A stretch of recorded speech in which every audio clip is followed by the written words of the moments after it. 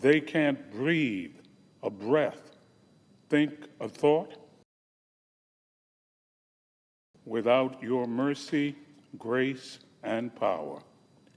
And Lord, as the former chaplain of the United States Marine Corps, I thank you for the life and service of Robert S. Muller III.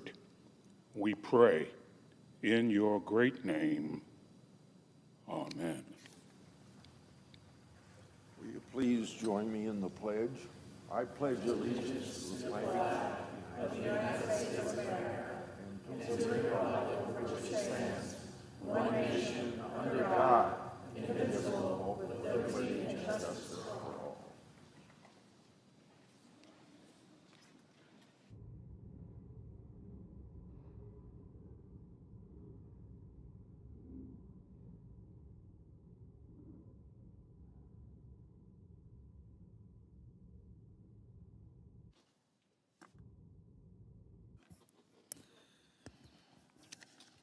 Under the previous order, the leadership time is reserved. Morning business is closed. Under the previous order, the Senate will proceed to executive session to consider the following nomination, which the clerk will report. Nomination, Department of Homeland Security, Markwayne Mullin of Oklahoma to be Secretary of Homeland Security. Mr. President, Senator from Iowa. today I will vote for the new Secretary of Homeland Security. The entire Senate will confirm our colleague, the junior senator from Oklahoma, as the Department of Homeland Security Secretary. Senator Mullins is a welcome addition to the cabinet. He is a consensus builder, and most importantly, has Oklahoma dirt under his fingernails. I'm confident that he will use his business experience and, more importantly to this farmer, his rancher experience to get things done in the Department of Homeland Security. I'm confident, as I talk to him today, about the importance of congressional oversight, and I hope he will take congressional oversight very seriously. My advice to him is be transparent and responsive to the American people. Answer our letters. Protect whistleblowers. Hear whistleblowers out. There's no way a secretary can know what's going on in the bowels of the department. And that's why when people come to you saying things aren't right, money's not being spent right, the law's not being followed, listen to them. And as I always say, run the department. Don't let the department run you. I wish Senator Mullin all the best as he takes on this new role. I know he will serve his country with distinction. I urge my colleagues to support his nomination. On another matter, Mr. President, in my years in the United States Senate, I've been a person very interested in the foster care system, serving the young people. So I'd like to recognize a meaningful initiative that the Administration on Children and Families, or ACF, launched called A Home for Every Child. ACF's A Home for Every Child initiative, quote, sets an ambitious goal of achieving a foster home to child ratio greater than 1-to-1 in every state, end of quote. I applaud this very ambitious goal, and I also have been working to beef up foster parent recruitment and retention efforts because kids in foster care deserved qualified, well-trained, and loving parents. My bipartisan Recruiting Families Using Data Act complements ACF's A Home for Every Child initiative by enabling state child welfare agencies to integrate best practices along with quality data. This will help ensure that foster youth and parents are best supported. When referring to raising a child, a common phrase is used, "It takes a village." That phrase rings more true when a child experiences foster care. So I want to take this opportunity to thank First Lady Melania Trump for her work to modernize the child welfare system, and it will strengthen partnerships for youth aging out of foster care through the program entitled Fostering the Future for American Children and Family Initiatives. I also want to thank Assistant Secretary Adams for following through on his commitment to tackle foster recruitment and retention challenge that is tainting child welfare agencies nationwide. I look forward to continuing to work with the Senate Committee on Finance to advance Recruiting Families Using Data Act. I yield the floor. Suggest the absence of a quorum. Clerk will call the roll. Ms. Elsa Brooks.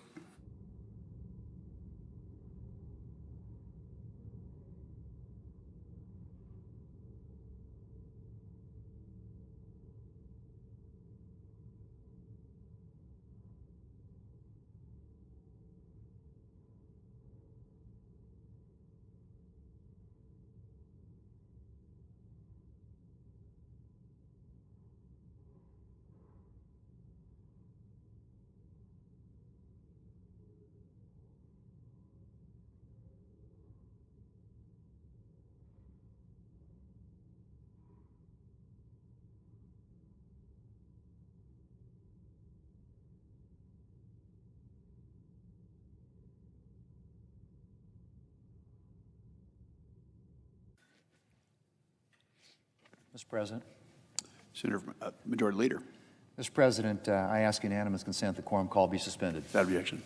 Thank you. Mr. President, we've been debating the Save America Act for 7 days now. And what's been made clear in this debate is how out of touch Democrats are with most Americans. Polls show that the common sense policies in the Save America Act have support from the American people. But Democrats have repeatedly demonstrated that they don't share the American people's interest in securing our elections. And despite Americans' concerns, Democrats continue to embrace transgender ideology that allows men to compete in women's sports and children to undergo irreversible, life-altering gender transition procedures. Mr. President, at the start of this debate, the Democrat leader had the audacity to say that the Save America Act is a, quote, radical bill. Radical, that's what he said. Well, Mr. President, what's radical, I would say, about ensuring that only American citizens are voting in American elections? What's radical about asking voters for a photo ID?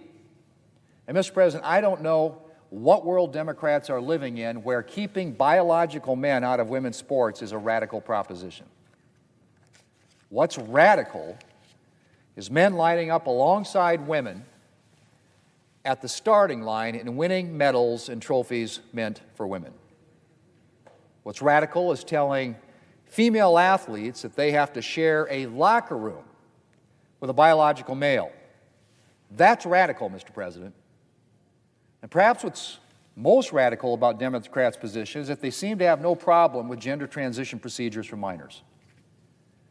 Democrats are more than happy to let transgender ideology reign, even when there's little to no evidence to support gender transition procedures for minors and increasing amounts of scientific evidence about the harms of these procedures for children.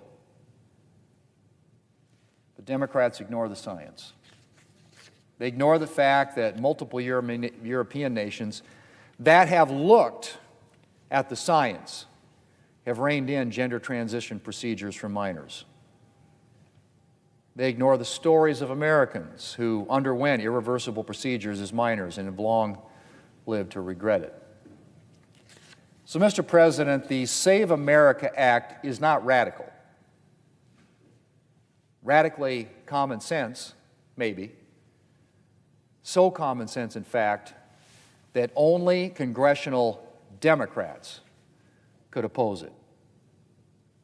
Mr. President, as debate continues on the Save America Act, Republicans are also working to advance two nominees for important posts in the Trump administration. One of those is Colin McDonald, whom President Trump has nominated to lead the new National Fraud Enforcement Division at the Department of Justice. Mr. President, fraud is a serious issue. Last year, it became clear that widespread fraud had taken root in the state of Minnesota. Prosecutors are working through cases and indictments related to at least $9 billion in fraud impacting 14 federally funded programs in that state alone. And Minnesota is just the tip of the iceberg. The Government Accountability Office estimates that as much as $500 billion in federal funds is lost each year to fraud.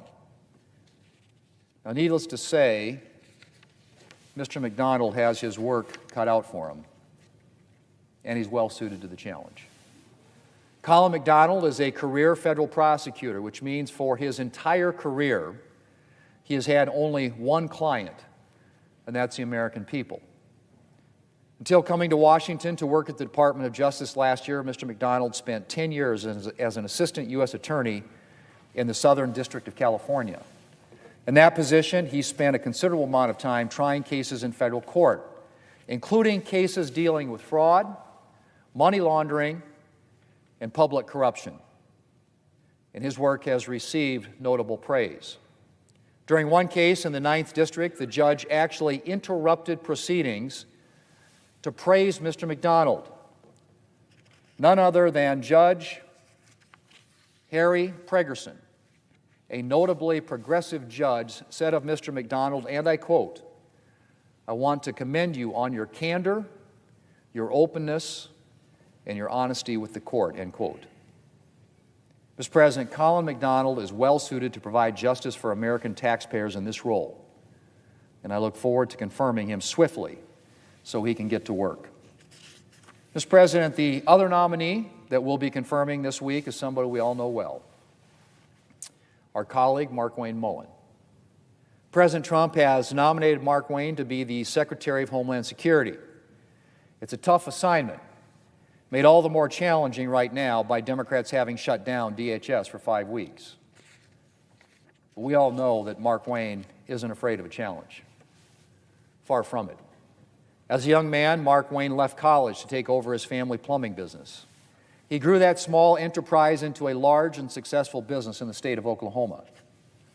Just a few weeks after being elected to the House, when the Oklahoma delegation was touring storm damage, Markwayne cut away from the other congressmen and climbed through debris to try to shut off water shooting through the wreckage. See a problem? Take action to solve it. That's Markwayne. It's a big part of what drew him to public service. Mr. President, I think all of us are familiar with Markwayne Mullin's seemingly unlimited supply of energy. His workout class in the House gym is the stuff of legend. In the halls, you can find him bouncing a little pink ball to get out some of his energy. And that energy doesn't come from coffee. Markwayne does it all on decaf. No, Mr. President, Markwayne's energy is all him. But his strength, he'll tell you, isn't his own. Markwayne's strength comes from his wife and childhood sweetheart, Christy, and his rock-solid faith in God, both of which have made him an outstanding public servant, and most importantly, a loving father to their 6 children. Mr. President, heading up the Department of Homeland Security is a serious job. And I'm proud to cast a vote for Markwayne Mullin, knowing with confidence that he is up to the work and to the task. I know how much I've depended on Markwayne as a colleague and friend during his 3 years here in the United States Senate. And I'm profoundly sorry to lose him. But the Senate's loss is the Department of Homeland Security's gain. I want to thank Markwayne for his service here in the Senate and wish him the very best as he continues to serve our country at DHS. And I hope whoever gets assigned to his security detail is ready to keep up. Mr. President, I yield the floor, and I suggest the absence of a quorum. Clerk will call the roll. Ms. Elsa Brooks.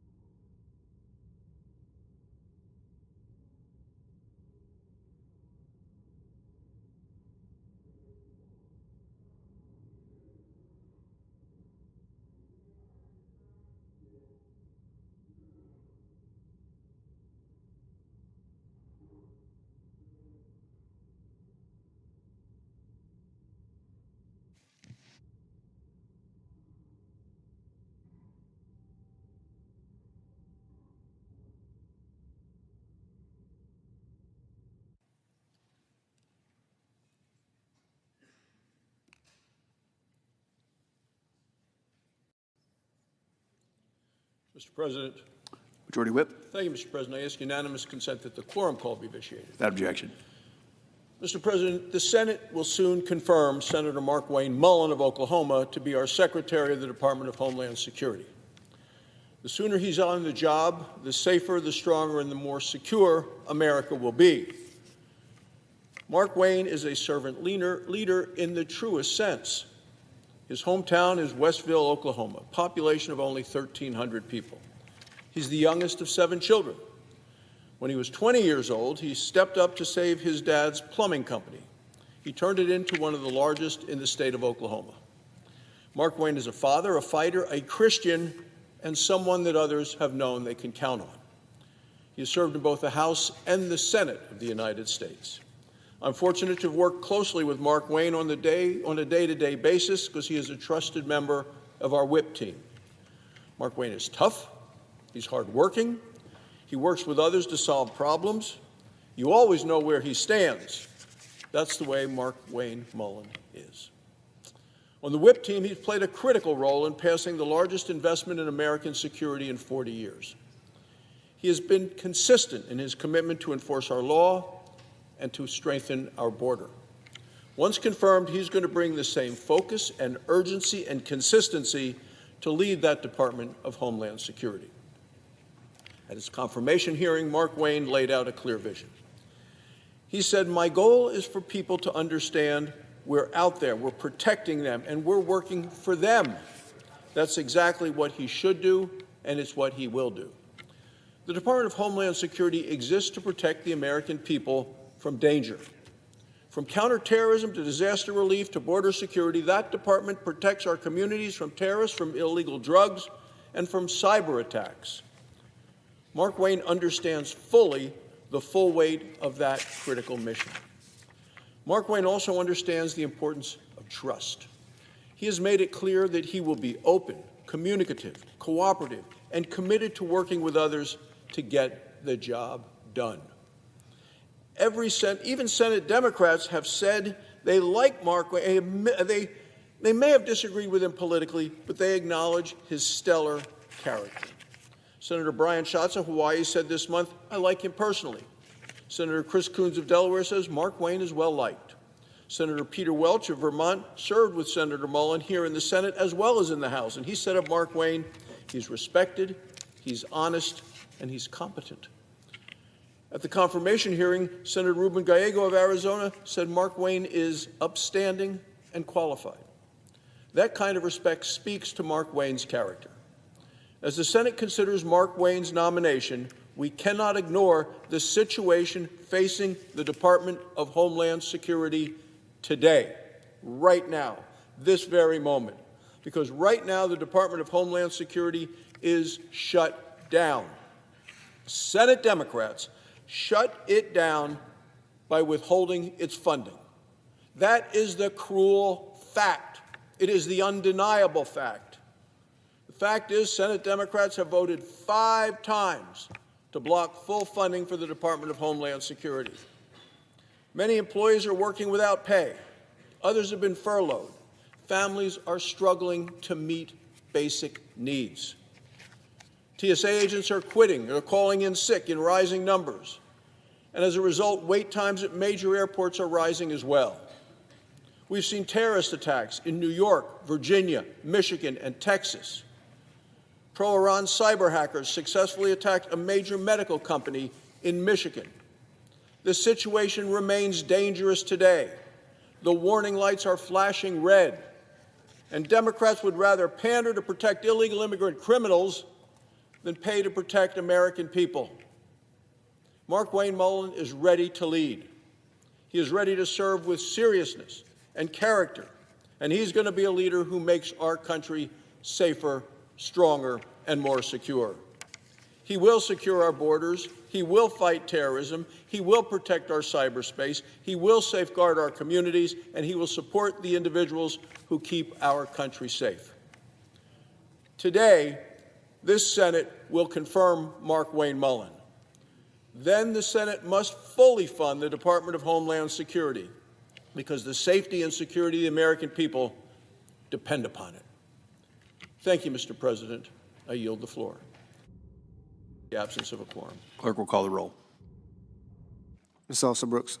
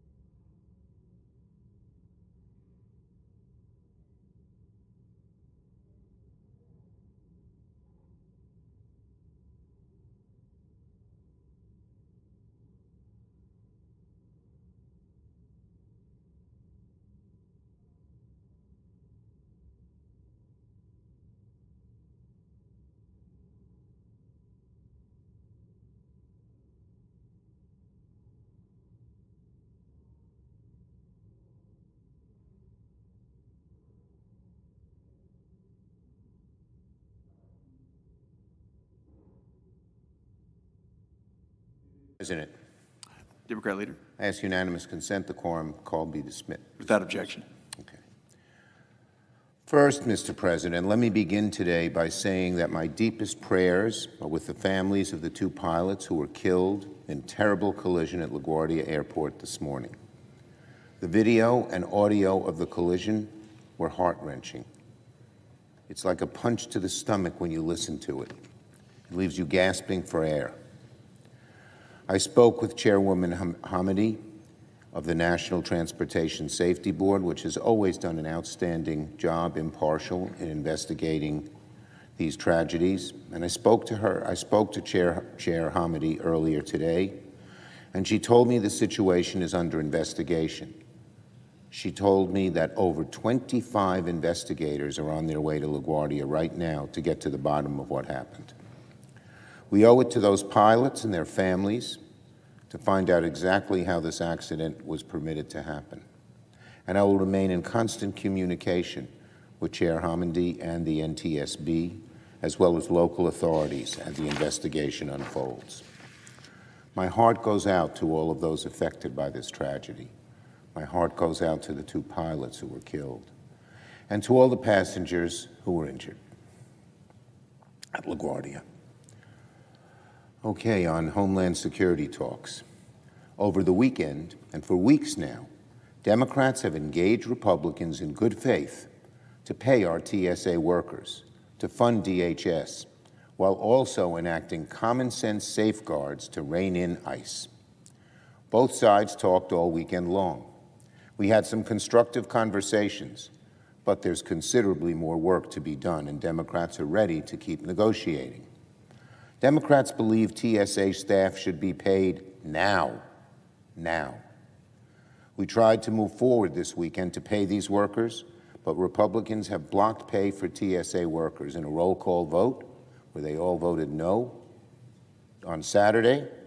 And additionally, they have blocked pay for TSA workers 7 times when Democrats tried to bring it up.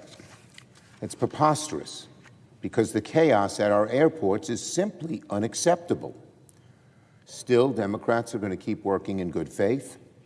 Donald Trump, meanwhile, is trying to sabotage negotiations, demanding that talks stop entirely until Congress passes the SAVE Act, a bill that has nothing to do with paying TSA workers and nothing to do with ending the shutdown.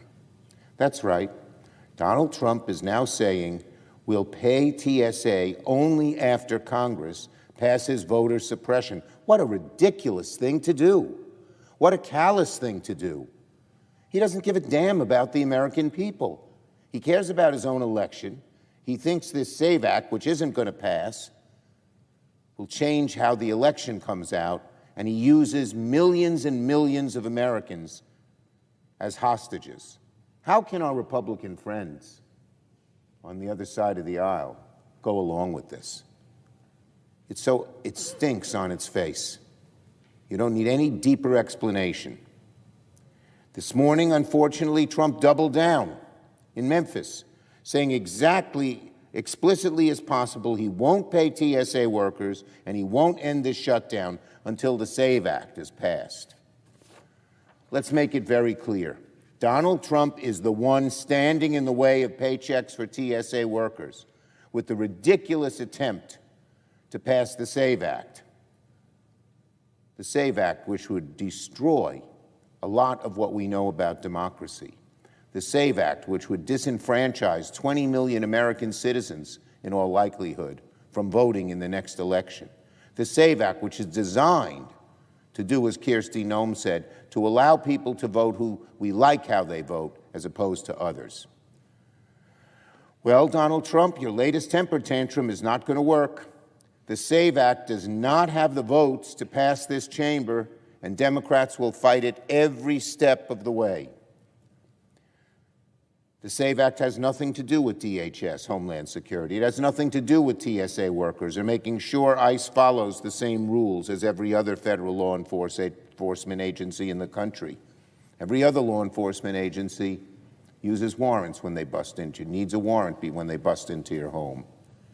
Every other law enforcement agency doesn't wear masks. Trump and the Republicans are insisting that continue, and they're saying we're holding TSA workers and millions and millions of passengers hostage. And now all of a sudden, in addition to that, Trump says, I won't move forward unless we pass the SAVE Act, which isn't going to happen, Mr. Trump. It is not going to happen. Democrats' position has not changed. We want to pay TSA workers today. We're ready to meet with the White House today to keep talking. In fact, we were going to meet this morning with Tom Homan, but apparently the White House pulled that meeting because of Donald Trump's temper tantrum. They're all scrambling around there in the White House. They don't know what to do. Their boss, the president, comes out with these idiotic statements every day, whether it's related to the war in Iran, where he contradicts himself, whether it's related to the SAVE Act, where he doesn't even know what it does. or related to what's happening in Homeland Security. We hope that Donald Trump will stop derailing these talks and let negotiations continue. Democrats want to be reasonable, and we're going to keep working in good faith to reach a solution. We need to pay TSA workers ASAP. The American people want ICE to change its violent ways. They do not want a repeat kind of violence we saw earlier this year in Minnesota. They certainly do not want to see ICE detaining passengers at airports and making things work. Donald Trump is tying himself in a triple knot on the Iran war, on the SAVE Act, and on TSA workers. And he tightens that knot around his waist last night by saying ICE should go to the airports, and then by saying that he would not go forward unless SAVE Act passed. He's making it harder and harder for himself. He's making himself less and less popular with the American people, and he's causing tens of millions to wonder what is going on in that man's head.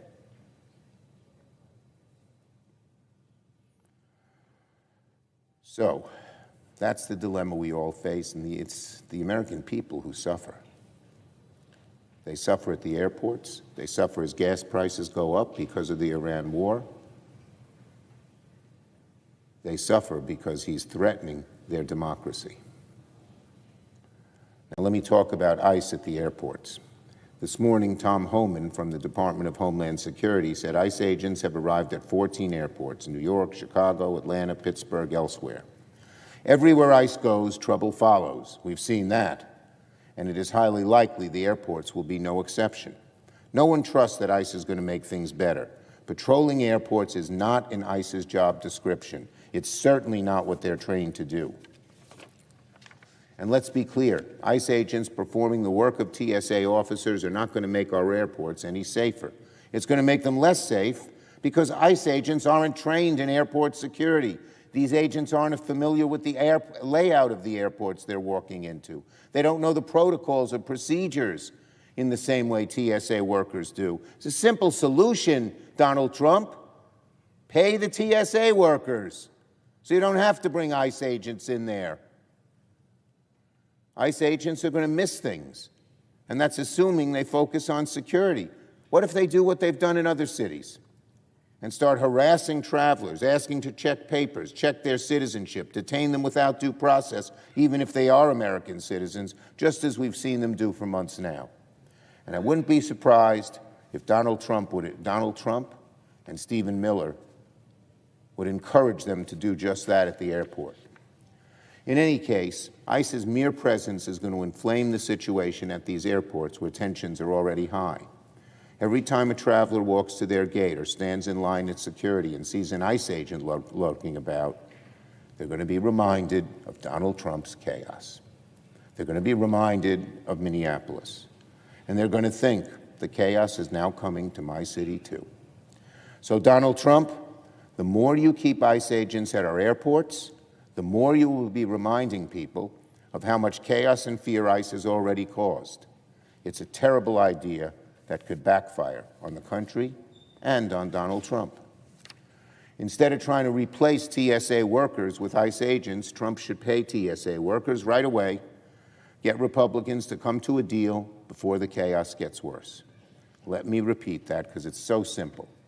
Instead of trying to replace TSA workers with ICE agents, Donald Trump should simply pay TSA workers and get Republicans to come to a deal before the chaos gets even worse.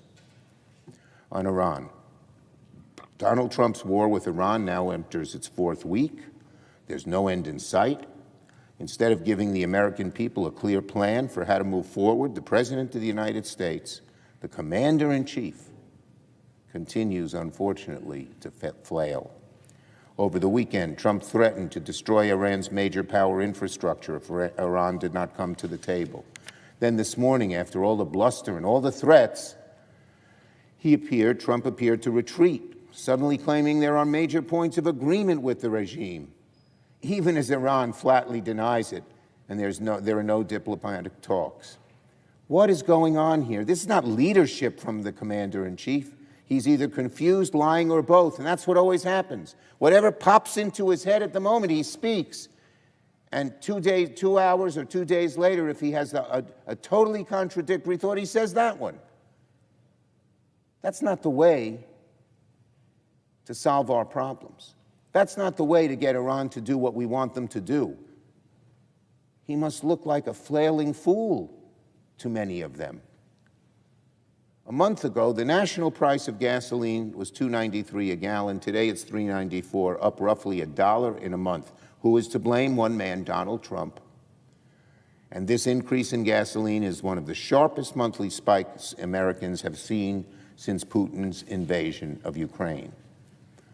Prices had been coming down.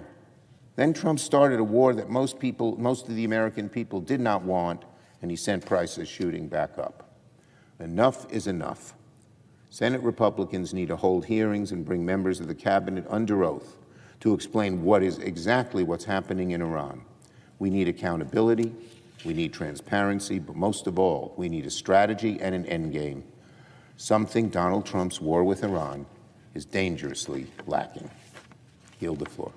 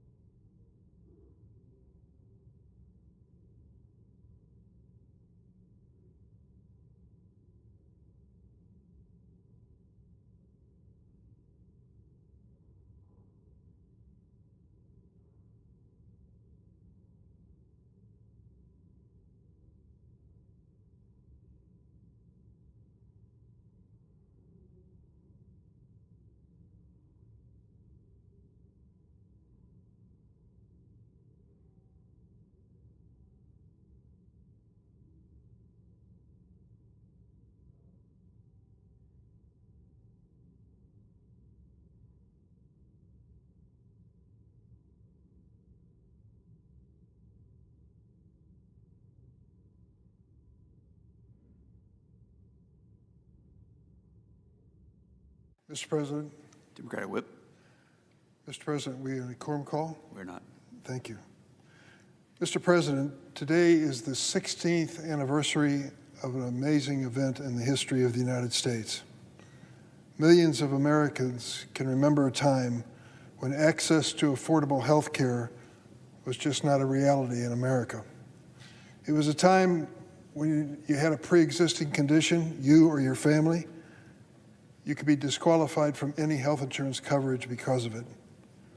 And being uninsured was a reality for those who just weren't healthy and wealthy enough to afford it. 16 years ago today, it all changed when President Obama signed the Affordable Care Act into law, opening the door to quality, affordable health coverage for more than 30 million Americans. This transformed our healthcare system. Suddenly, no one could be denied insurance coverage because of a pre-existing condition. Addiction and mental health coverage were no longer optional, they were required in health insurance plans. And young adults could remain on their parents' plans until they reached the age of 26. Casting my vote for the Affordable Care Act is something I'm proud of and will never forget. But now, that law is under attack. Donald Trump and some Republicans in Congress have tried relentlessly to repeal the Affordable Care Act. They called it Obamacare, mocking it. And while they haven't succeeded outright, they've jeopardized its benefits for millions of Americans. Last summer, Republicans in the majority in Congress passed their so-called One Big Beautiful Bill, the Trump budget, which cut Medicaid by $1 trillion and slashed the Affordable Care Act by $300 billion, which will result in more than 10 million people in America losing their health insurance. Have you ever lived without health insurance with a family? Have you ever had a child who was sick and you had no health insurance? You'll never forget as long as you live. I've been there. To make matters worse, Republicans in Congress also refused to extend the ACA's enhanced premium tax credit last year. The fallout of that Republican decision has been devastating to millions of American families.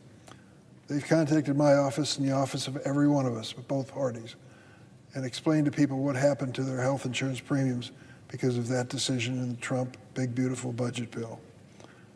Millions of Americans have had to forego insurance or watch their premiums double or triple.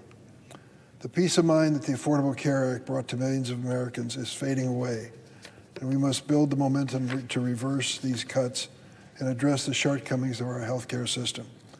I want to work with my colleagues on both sides of the aisle to improve healthcare for everyone, but we need buy-in from our Republican colleagues to move forward, something they have refused to do to this point. Mr. President, on a separate subject, today the Senate will vote on the nomination of our colleague from Oklahoma, Senator Markwayne Mullin. If confirmed, he will serve as the next Secretary of the Department of Homeland Security. His predecessor, Secretary Kristi Noem, presided over a department that steamrolled civil rights and violated court orders to carry out Stephen Miller and the President's mass deportation campaign. In pursuit of that campaign, communities, including my city of Chicago, were terrorized by masked, militarized agents whose presence did not establish law and order that the President promised. Instead, indiscriminate violent roundups swept up citizens, legal residents, American citizens, people with no serious criminal record, not just the, quote, worst of the worst, which the President had promised. In the state of Minnesota, 2 American citizens were killed by these occupying paramilitary forces, the so-called ICE agents, simply for exercising their constitutional rights. Failure will be the defining feature of Secretary Noem's legacy at the Department of Homeland Security, but so too will be the lasting pain she inflicted across the country, which still bears the scars left by rogue federal immigration agents under her watch. While Secretary Noem may be gone, she ought not escape accountability for her actions. I have little hope that Attorney General Pam Bondi, weaponized Department of Justice, will pursue that accountability. But the statute of limitations for many of these crimes, including any deceptions before the Senate Judiciary Committee under oath earlier this month will exceed this president's last day in office. Senate Democrats have sought to rein in the lawlessness at DHS by recommending common sense measures that are broadly supported by the American people. Did you hear the White House announcement that they're going to take the ICE agents and send them to the airports to supplement the TSA? Well, the people with the TSA have said they're not trained to do our job. They can't read the X-ray machines. They're simply law enforcement agents of their own stripe. Interesting enough, too, they have announced that they will not be wearing masks in the airports of America. Thank goodness. So that traveling Americans and visitors to this country will not believe that this kind of justice really represents our country. We've tried to rein in the lawlessness of DHS by recommending common sense measures to change it. But unfortunately, the White House and some of my Republican colleagues have allowed TSA agents and the Coast Guard to go without pay. On 9 or 10 separate occasions in the last several weeks, we've come to the floor of the United States Senate, the Democrats, offering to fund the entire Department of Homeland Security, but for those 2 sections for ICE as well as CBP. We're going to fund the others, which would include TSA agents who've missed a paycheck. And each time a Republican senator has stood up and objected. If they would not object, the payment would be made. We'd catch up with the payroll of these people who are performing these valuable law enforcement functions. Same thing holds true for Coast Guard and FEMA and CISA. We're not asking for much. Democrats have said repeatedly that in the meantime, we'll work with the administration for new standards for ICE that are consistent with law enforcement across the United States. How many state troopers in your state wear masks when they stop people on the highway? None of them. So the demands that this ICE agencies should be treated differently than professional police forces across America just doesn't make sense. And we've said that while negotiations continue, we'll be prepared to fund the rest of DHS. Senate Republicans have blocked us in that effort 10 times, all while our chaos at our airports grow. Yesterday, the president reportedly rejected a bipartisan offer brought to him by the majority leader, the Republican leader of the Senate, which would fund all of the Department of Homeland Security except for ICE. President Trump wants Senate Republicans to hold DHS funding hostage until the Senate passes his Save America Act. I'll save my speech on that terrible bill for another day. Instead of taking the deal, the president announced via social media that he would deploy ICE agents to airports, as I mentioned earlier. That directive caught officials at ICE off guard, and they were forced to scramble to piece together some plan. This was just amusing of the president. He announced it, and now they have to try to make it work. In response, the Flight Attendants Union said, the introduction of ICE agents into airports creates contradictory missions, as attempts to question passengers about immigration status may distract them from ensuring airport security. They continue, there's one solution that immediately solves a problem at our airports. Pay the people who are already trained to protect us today. I support that completely. We've tried 10 times on the floor of the Senate. I hope this week we'll try again. The people who are working TSA deserve it. I agree. The people do not need more untrained ICE agents at this point. They need a paycheck to do their job. Against this background, Senate is considering whether Senator Mullin should assume his new role as DHS Secretary. The problems at DHS are larger than any one person, and I remain concerned my colleagues will not rein in their abuses. Senator Mullin has not criticized the department's past violence or tactics in the president's mass deportation campaign. He has issues with managing his temper, we've seen that, and he has virtually no experience with DHS, a sprawling agency that employs hundreds of thousands of people. I cannot look in the eyes of my constituent, Miramar Martinez, an American citizen who was labeled a domestic terrorist after being brutally shot 5 times on Kedzie Avenue in Chicago, Illinois, by a masked Border Patrol agent. It was an outrage. It is a miracle that she survived. Or Leah, the high school student from the North Lawndale High School, who has spoken out against immigration raids after her community was tear gassed and her friends and neighbors arrested by a masked ICE and Border Patrol agent. Leah is an American citizen. I cannot turn to them and promise to hold this administration to account on voting to install someone who might be another yes man will only enable this president to continue. For these reasons, I will not support Senator Mullin's confirmation to lead the Department of Homeland Security, and I yield the floor.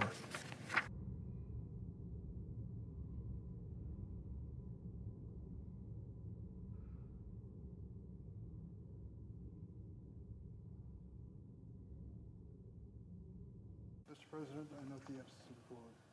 The clerk will call the roll. Ms. Alston-Brooks.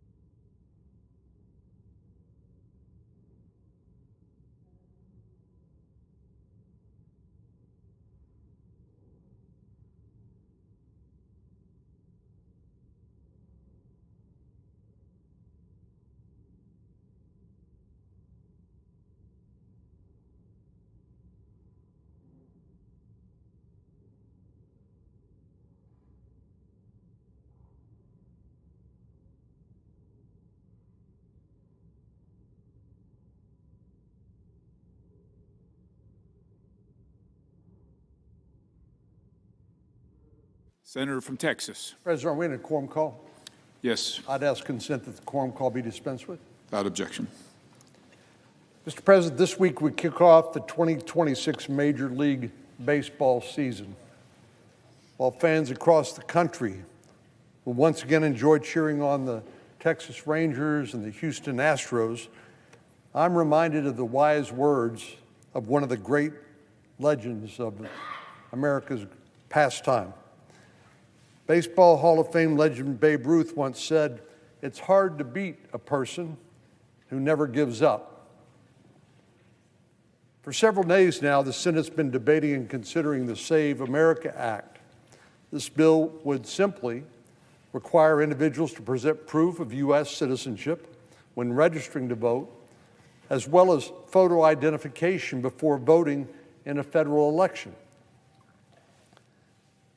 To show how far the Democrats have gone in opposing common sense measures, one of the amendments to this bill was one that would counter Democrats' dangerous and radical gender ideology by prohibiting men from competing in women's sports. Our Democratic colleagues should be embarrassed by their opposition, but of course they're not, and they did not agree. Poll after poll shows that Americans are strongly opposed to men competing in women's sports, and Republicans will not give up on this issue, and the American people are with us. And we also will not waver on our support for the Save America Act because it will secure the nation's elections. Voter ID is just common sense. We all know that.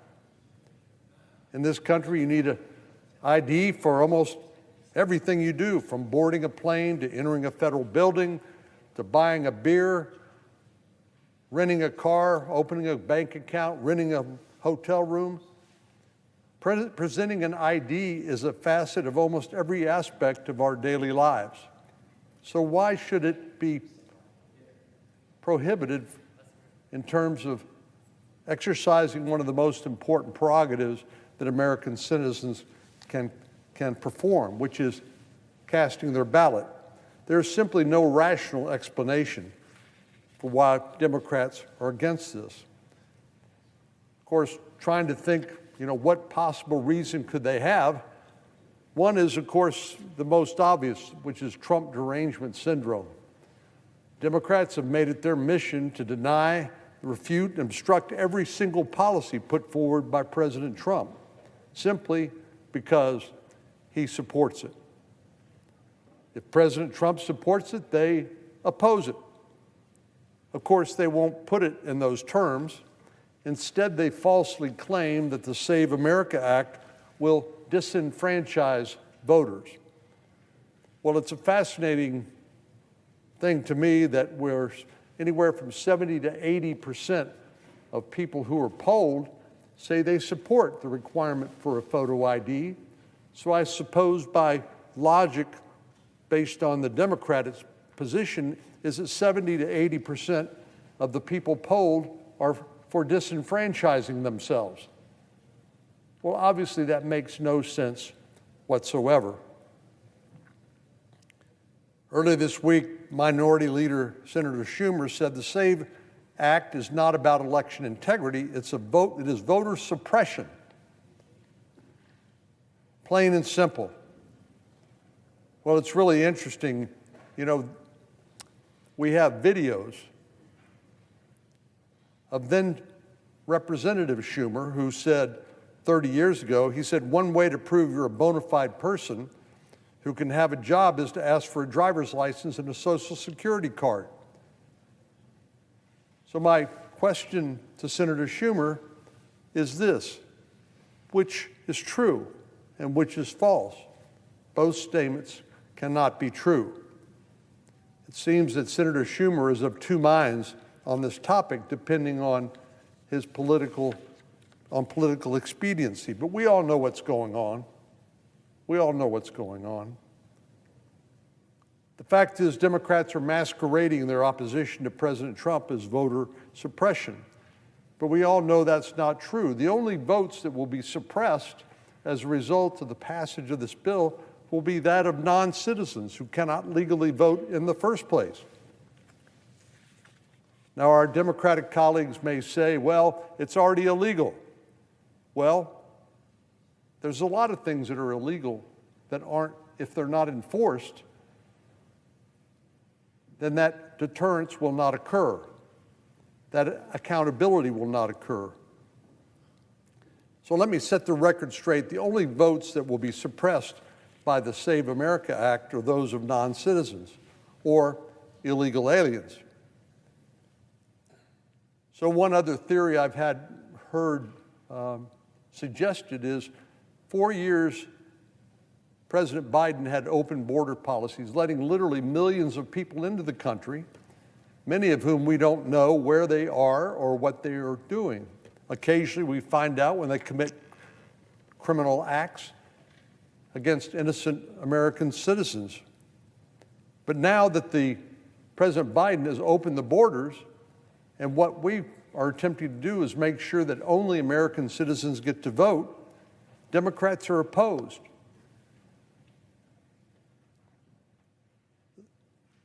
The only reason why Democrats, beyond Trump derangement syndrome, would oppose this is because they want the people who came in during the 4 years of the Biden's open border policies to be able to cast a ballot. If anything, voter ID empowers Americans to vote and protects the integrity of the voting process, because every illegitimate vote that's cast undermines and dilutes legitimate voters' ballot. And by requiring voter ID, it will give people greater trust in our elections and faith in the outcomes. We need to restore the public trust in our institutions, including elections. And the more people believe that our elections are free and fair, the more they will participate in those elections, something we should all want. President Abraham Lincoln famously laid out his vision for our nation in the Gettysburg Address when he talked about a government of the people, by the people, and for the people.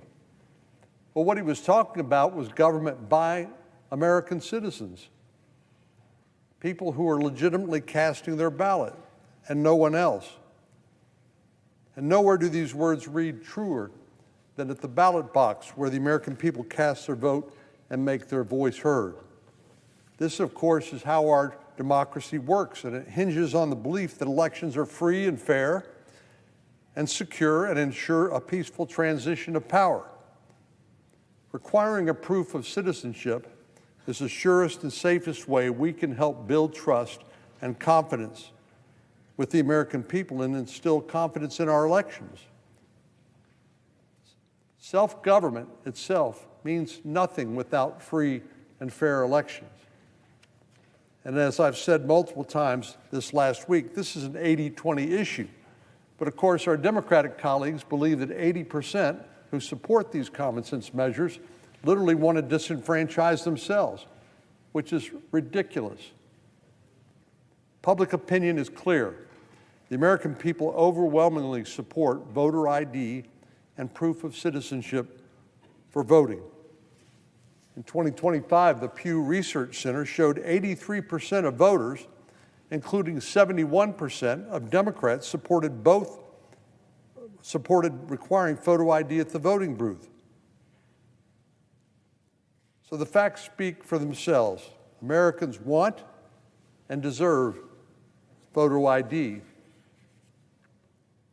We'll continue to fight to pass the Save America Act and deliver on the mandate given to us by the American people. Mr. President, on another matter later today, we'll be voting on the confirmation of Senator Mullin as Secretary of the Department of Homeland Security. In the Senate, Markwayne has been a conservative warrior with a proven track record of supporting the American First agenda and President Trump. He's been dogged in advocating for the good of his home state of Oklahoma, and I have every confidence he will carry out the same spirit of zeal and unwavering determination in his new role overseeing the Department of Homeland Security. As Democrats continue to hold funding for this agency hostage, we need a strong hand at the helm more than ever. We know that what the Democrats are doing in blocking the payment of appropriations for the Department of Homeland Security is endangering public safety in a number of ways. First, at the airports, where our TSA agents are overwhelmed and are not being paid. They've now missed 2 paychecks. This is a basic security measure put in place after 9/11, after the terrorist attacks of 9/11. And we know one component of ICE is the Homeland Security Investigations, which works hand in hand with the FBI to investigate domestic terrorism attacks. And so literally, by not funding Homeland Security investigations, Democrats are making it more likely, not less likely, that we'll have a successful terrorist attack on our home soil. We also know that the TSA agents had nothing to do with the differences that separate Democrats and Republicans here. In fact, their complaint is with ICE because, again, they're the open borders policy. They don't want immigration laws enforced, and so they're going to do everything they can to block funding for immigration and customs enforcement, but that also includes Homeland Security investigations. And they come out here and they offer unanimous consent requests saying, oh, we'll pay for the salaries of the Transportation Security Agency, but we won't pay to support the rest of the functions of the Department of Homeland Security, including support for FEMA, the Federal Emergency Management Agency, for the Coast Guard, and for ICE. The irony is we already passed funding for ICE in the One Big Beautiful Bill, so their blockade of the funding for the Department of Homeland Security is not going to have an immediate impact on ICE. But it does demonstrate how out of touch and how extreme the Democrats have become in their opposition to common sense measures that protect public safety. It's inexcusable to have the Department of Homeland Security, the very agency whose duty it is to protect and defend the homeland, shut down amidst all this chaos. At a time when global tensions are rising and the threat landscape is even more perilous, we can't afford to play politics with the safety and security of the American people. It's time for this to end. It's past time for this to end. This is not how the Senate is supposed to work. And this certainly isn't what my constituents in Texas nor any American deserves. So my hope is that the negotiations that are ongoing right now will be fruitful immediately, and that we will reopen the Department of Homeland Security, not for the good of any political party, but for the good of the American people. Mr. President, I yield the floor.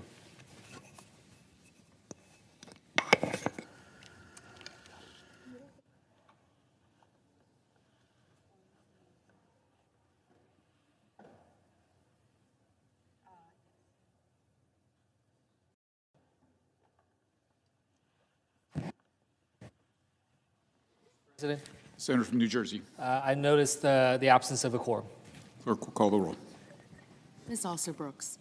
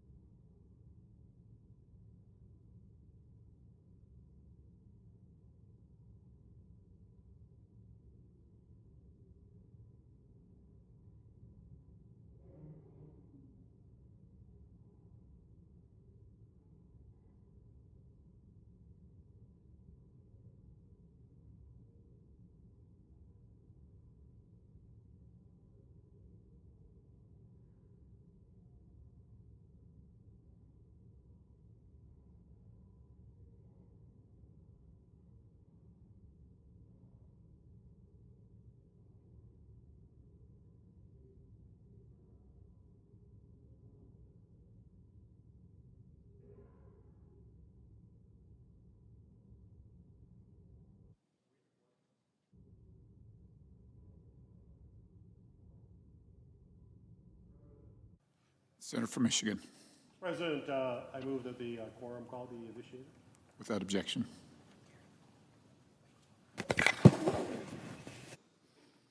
Mr. President, in just a little over a year since taking office, the Trump administration and the Department of Homeland Security have completely broken trust with the American people.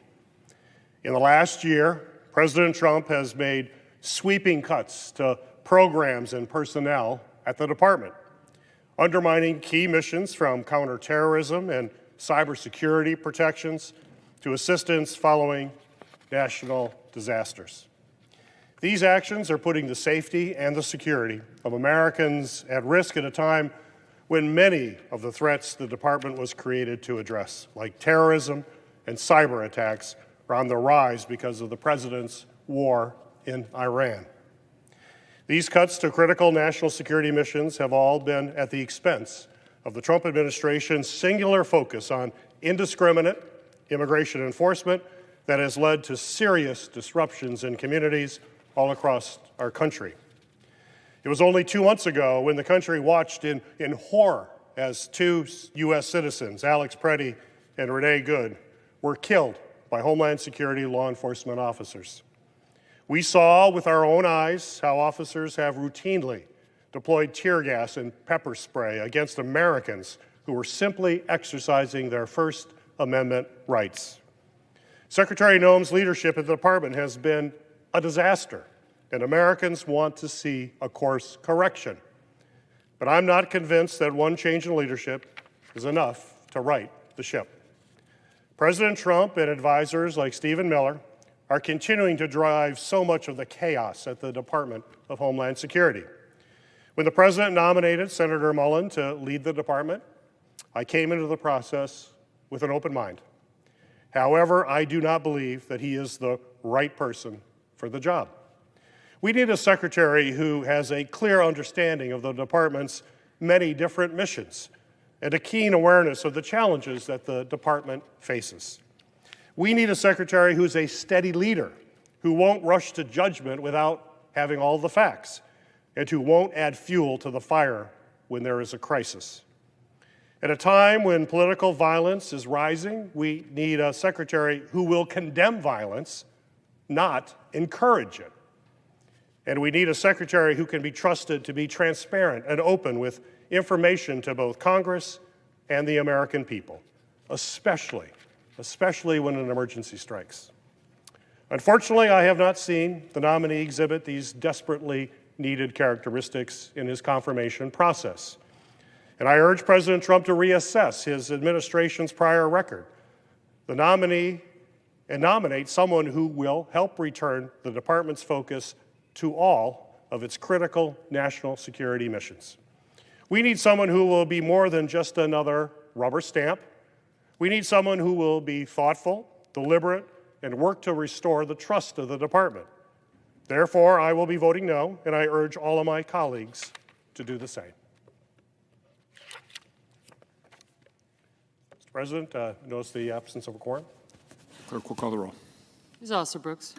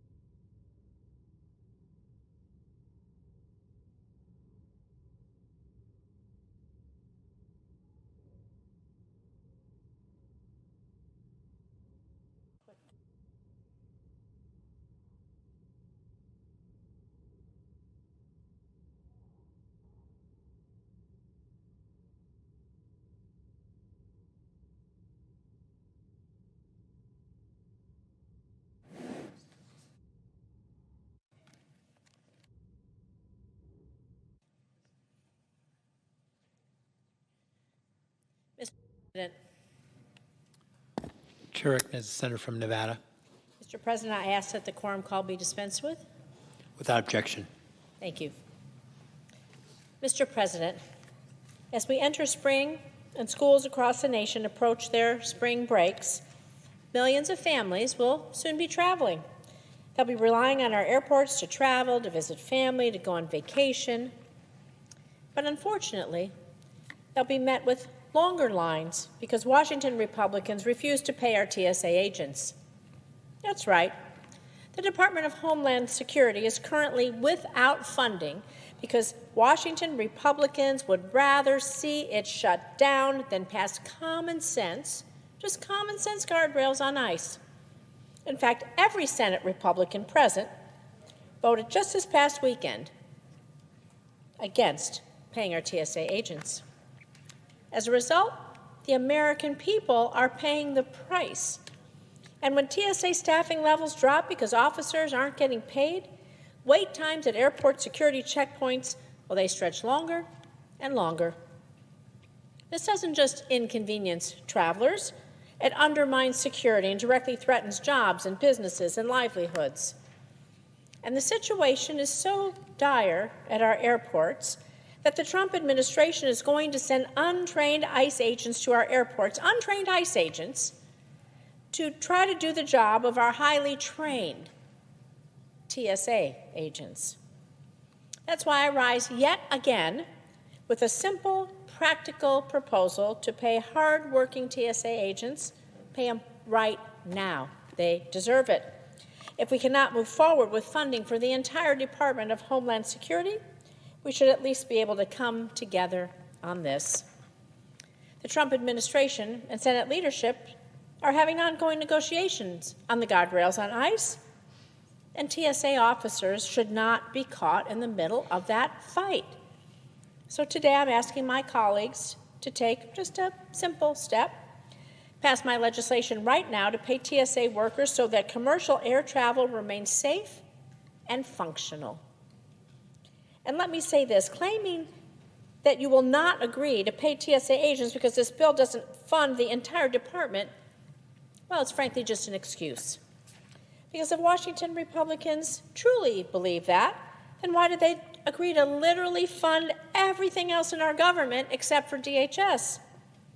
If it has to be all or nothing, like they're now claiming, then why agree to fund parts of our government where we have an agreement and leave DHS unfunded? I can tell you why, because they know it's the right thing to do. They know that other government employees should not be penalized for the president's mass deportation agenda. And that's exactly why we're asking for this today.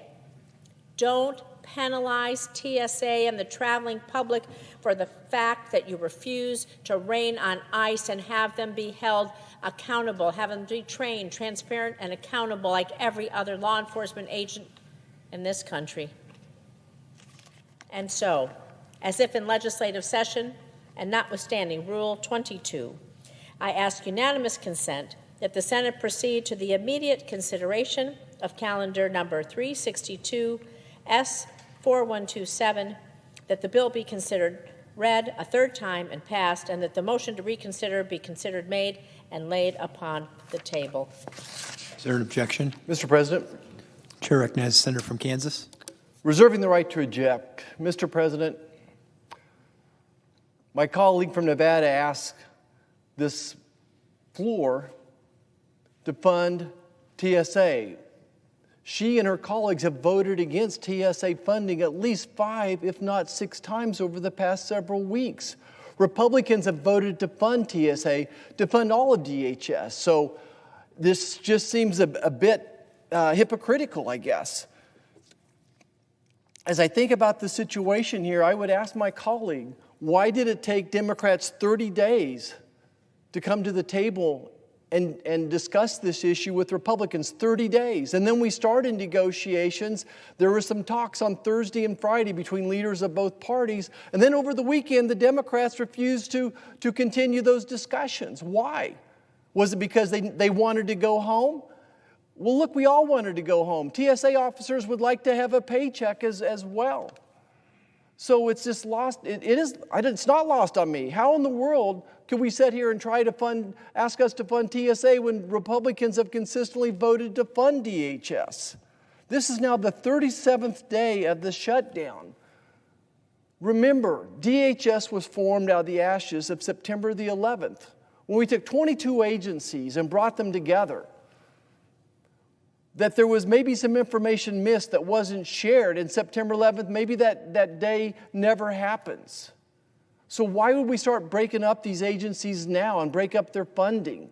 That we're a more secure country when we fund all of DHS, not just a part of it. So again, Republicans have voted to fund TSA at least 6 times in the past 2 weeks, and Democrats have voted at least 6 times to not fund TSA. Mr. President, therefore, I ask that the senator modify their request so that the Senate proceed to the immediate consideration of calendar number 156, H.R. 4553. I further ask that the substitute amendment at the desk be considered and agreed to. The bill as amended be considered, read a 3rd time and passed, and that the motions to reconsider be considered, made, and laid upon the table. Mr. President, Does the senator so modify their request? I reserve the right to object. Senator from Nevada. Thank you. I think we can all agree that it would be better to fund DHS as a whole instead of piecemeal, but you won't agree to common sense reforms. In fact, the president himself has said this weekend that he will not agree to any reform or funding DHS. He's holding other bills hostage. So it is on the president's desk. The president is clearly interjected himself in this by putting ICE in our airports where we can fund the entire Department of Homeland Security, continue the discussions on ICE that are going back and forth with the president and his team and leadership, and be done with it. And in the meantime, if we pass my piece for right now, we can at least pass TSA. But the president has interjected himself again. He doesn't want guardrails, and so I want to just at least prevent those TSA agents from missing another paycheck in the meantime, get ICE out of our airports, and therefore I object. Objection is heard. Is there an objection to the original? I'm done. I object. One more time. Objection is heard. I recognize the senator from Nevada. You know, I find this really disappointing. Paying our hardworking TSA officers shouldn't be controversial. It's not partisan. The funding isn't controversial. People in my state and every state waiting 3 hours, maybe more than that. They're missing their flights. And everyone here has the power to do something about it. My Republican colleagues have the power to do something about it. They don't have to wait for the president. So if Washington Republicans, my Senate colleagues, really want to do what's right by their constituents, by the TSA workers, you would have passed my bill to pay TSA officers instead of punishing them and the American people because of your inaction. I yield the floor.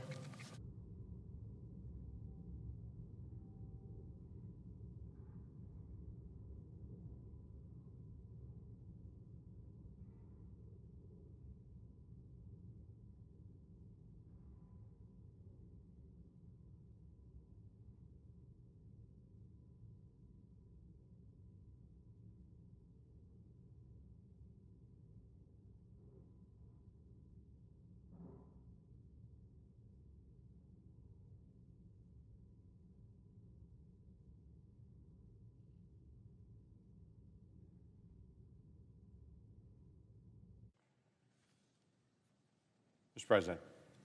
To recognize the senator from Oklahoma. Mr. President, I ask unanimous consent to waive the mandatory quorum call with respect to the McDonald nomination. Without objection.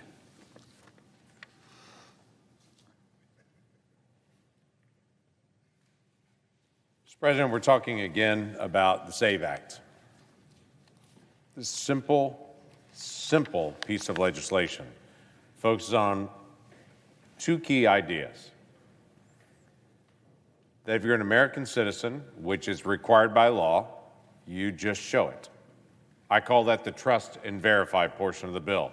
The 1965 Voting Rights Act begins with the statement, all citizens. It is already required under federal law that you have to be a citizen of the United States to vote. We've all agreed on that. There's no one disputing that. Republican, Democrat, Independent, we all agree American citizens are the ones that should decide the future of America. What we disagree on is, should we check? Or should we just trust that it actually is true? I've shared in this body before that in Oklahoma, we passed a statute several years ago saying that if you go to jury duty and you tell a judge, I'm not eligible to be able to serve on a jury because I'm not a citizen in the United States, in Oklahoma, we then check to see if you're registered to vote. And we found quite a few folks that tell a judge, I'm not a citizen, but told the election board, I want to vote anyway. Well, that's not illegal, but in Oklahoma, we purge the voter roll when that happens to be able to make sure those individuals that have already given sworn testimony they're not a citizen are not also registered to vote. That's not true everywhere across the country. Lots of folks just say, we just trust, but we never verify. We actually don't clean up the voter roll at all. There are some states that it's really fascinating to me, like Arizona. Arizona has a state law in place right now that says every person that registers to vote must also prove their citizenship.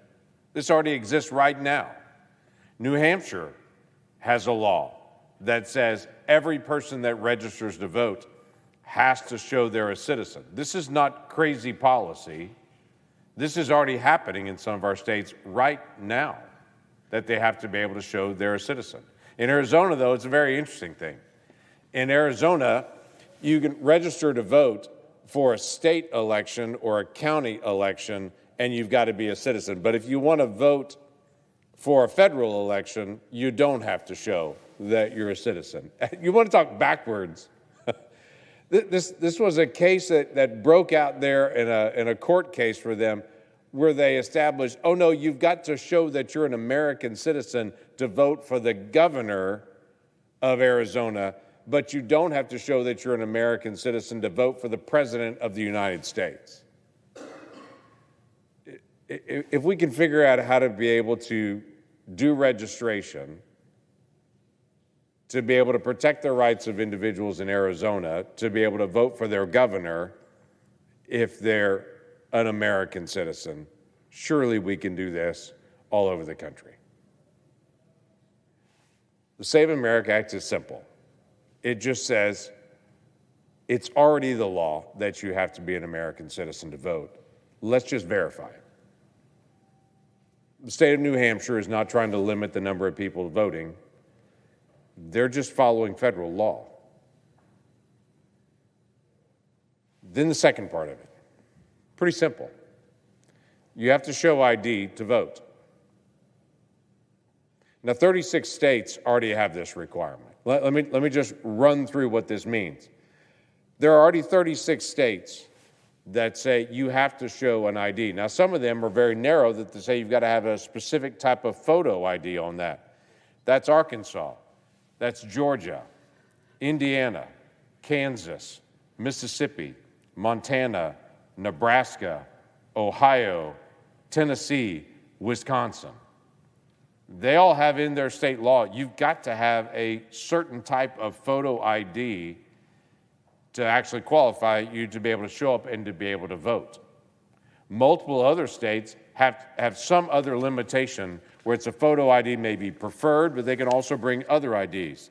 That's Arizona, North Dakota, Utah, Wyoming, Alabama, Florida, Idaho, Iowa, Kentucky, Louisiana, Michigan, Missouri, New Hampshire, North Carolina, Rhode Island, South Carolina, South Dakota, Texas, Washington State, West Virginia, Alaska, Colorado, Connecticut, Delaware, Hawaii, Oklahoma, Virginia, and Pennsylvania.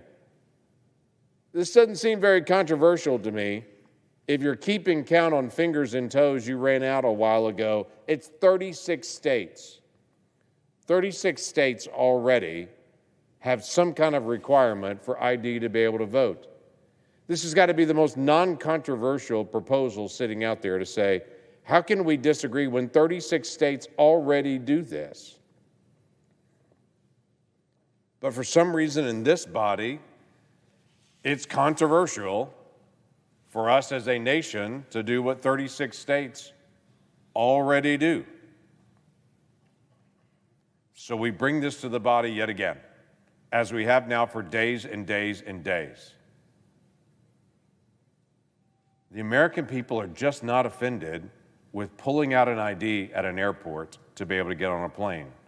They're just not offended by showing ID when they walk into a federal building. They're just not offended by pulling out an ID in some places when they're going to write a check, for those that still know how to write a check in America. It's just not that offensive to be able to pull out some sort of identification. And state after state after state have shown this doesn't limit the number of people that can show up to vote.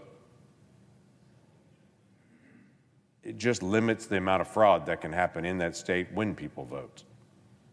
You just can't walk up to a polling place and say, my name is, and pick a name. You've got to show something with your name on it to vote. It's pretty straightforward. 36 states already agree, and they've already put this in practice. So all we're trying to say is, can we continue this as federal law? I think we can. Not just saying it's federal law, but actually verifying that it's actually applied. I'm a big fan of the phrase trust and verify. That's all that this does. I would hope at some point we'd have a breakthrough here.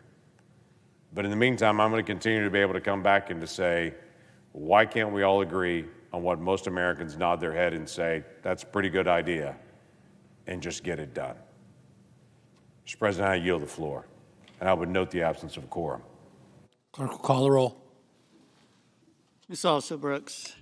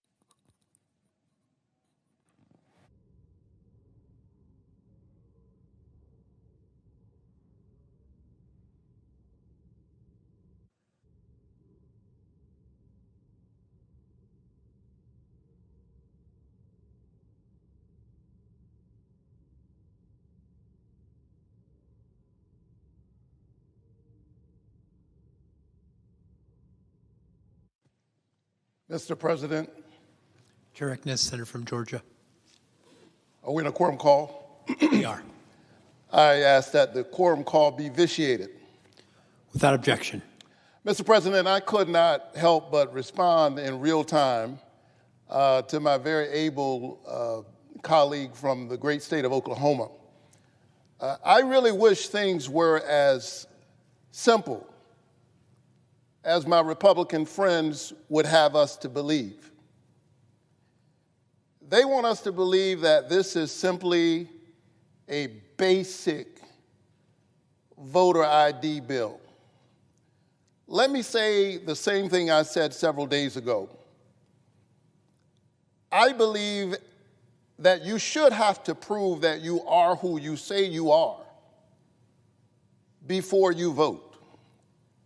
But this is not a voter ID bill. This is a voter suppression bill. They really ought to call it what it actually is. They ought to rename this bill, "Your driver's license is not enough to register bill." Not only is your driver's license not good enough in most states, except those states where your citizenship is a part of your driver identification. That's literally a handful of states. You will not be able to register to vote using your driver's license. You will not be able to register to vote using your student ID. You will not be able to register to vote using your military ID. Let's be very clear. The Republicans know that their policies are failing, that they have kicked 15 million Americans off of their health care, that they have doubled health care premiums for some 22 million Americans. They have dragged us, or they have enabled this president to drag us into a war, and he can't even explain why we're there. And they want to make it difficult for everyday Americans to hold them accountable. This will not stand. It will not succeed. This bill especially disenfranchises women. There are many people right now, listen to me at home, who are registered to vote right now, and you say, well, I've never had to prove my citizenship in order to vote. You will after this bill. If this bill is passed, you will. If you move, you'll have to re-register. If you change your name, if you get married, you'll have to register to vote as we do. And all of a sudden, your driver's license will not be good enough, even though you've been voting for years, decades. That will not be good enough. Imagine being a woman, your birth certificate does not match your current name, and so you got to go drag out documents that you haven't seen for years in order to certify that you are a citizen. And the question you ought to ask is why would they go through all of this? Why is this necessary when there is no evidence at all that we have some major problem of voter fraud through voter identification? It is already illegal to vote if you're not a citizen. It's illegal. They will deport you. You will be persecuted under law, prosecuted under law if you register to vote and you are not a citizen. If you try to vote, you're not a citizen, it is a crime. You can be deported. And they're trying to convince us that there are droves of people in this country who are willing to risk deportation, risk being arrested, risk the abuse that we are seeing visited upon American citizens by ICE agents in real time, that they're willing to risk all of that in droves in order to change the outcome of an election. It defies credulity. And it's simply not true. Donald Trump wants to meddle with the outcome of the midterm elections because he knows that he is losing. And citizens who are watching this right now, not only ought you to reject this, as we're doing on your behalf, you ought to register in droves. and put this nonsense to an end. Democracy is the very house we live in. It is the place in which we get to fight for the things that we say matter. And little by little, they are chipping away at the democracy itself.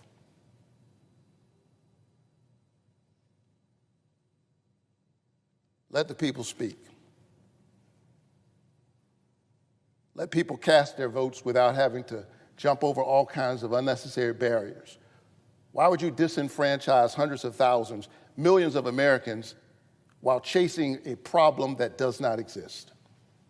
Why are you so afraid of the voices of the people? I ask my friends on the other side of the aisle. The most powerful words in a democracy are, "The people have spoken." And we must ensure that no voter suppression bill prevents them from speaking. I yield the floor.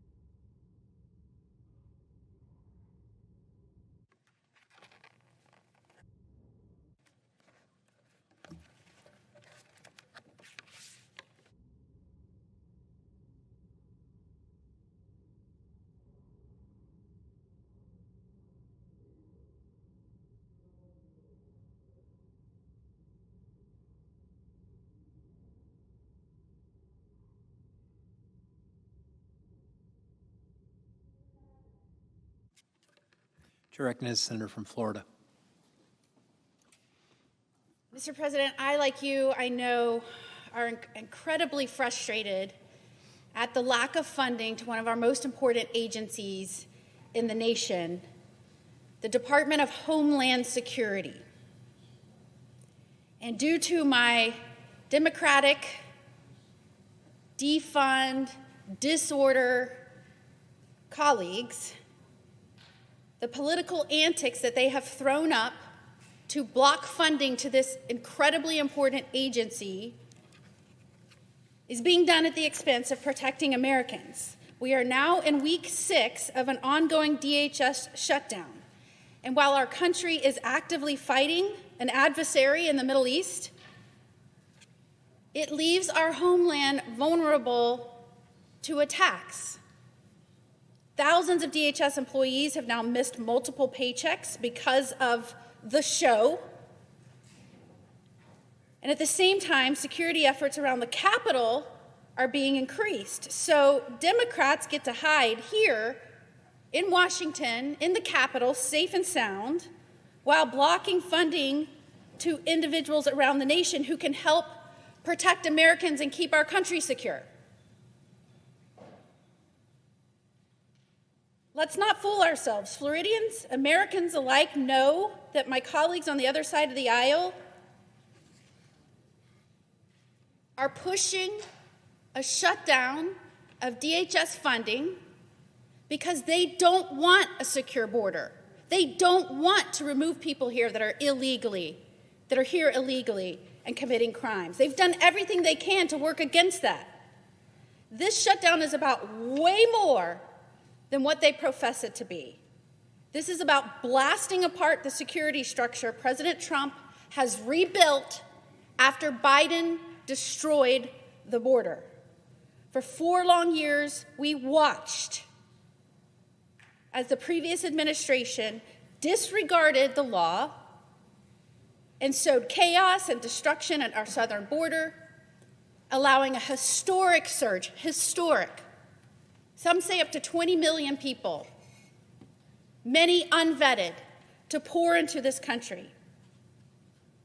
The shutdown has been dragging on so long because my colleagues on the Democratic side of the aisle cannot stand that the border is now secure again and DHS is doing its job. They cannot stand that the border isn't wide open. They can't stand that unmitigated illegal immigration has been halted. And because of this, they are throwing a temper tantrum, disguising this shutdown as anything other than what it is, and that is a mission to defund police.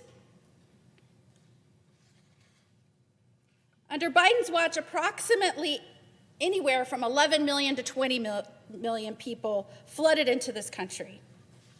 Narco-terrorist cartels were enabled to bring massive amounts of deadly substances like fentanyl into our neighborhoods. It killed hundreds of thousands of Americans. As the Attorney General in Florida, I was among the first to call attention to the disregard of law and fought in court against the massive security breaches and showed a spotlight on how Biden and his administration disregarded their duty and put us all at risk. And I took legal action to force them to simply follow the law and stop releasing dangerous people and violent offenders into our country. That once wide open border was closed by Trump. It is closed. On day one, he took unprecedented actions to close the border and started enforcing the law again. He took action against the drug cartels and the flow of fentanyl and other dangerous drugs to keep our communities safe. Under President Trump, DHS provided the most secure border in American history. It's such a stark difference of what the border looked like under the Biden years to what it looks like today. In fact, during the last month of the Biden administration, every single month saw more than 100,000 illegal immigrant encounters at the southwest border. At the peak of the disaster, they saw upwards of 300,000 encounters a month.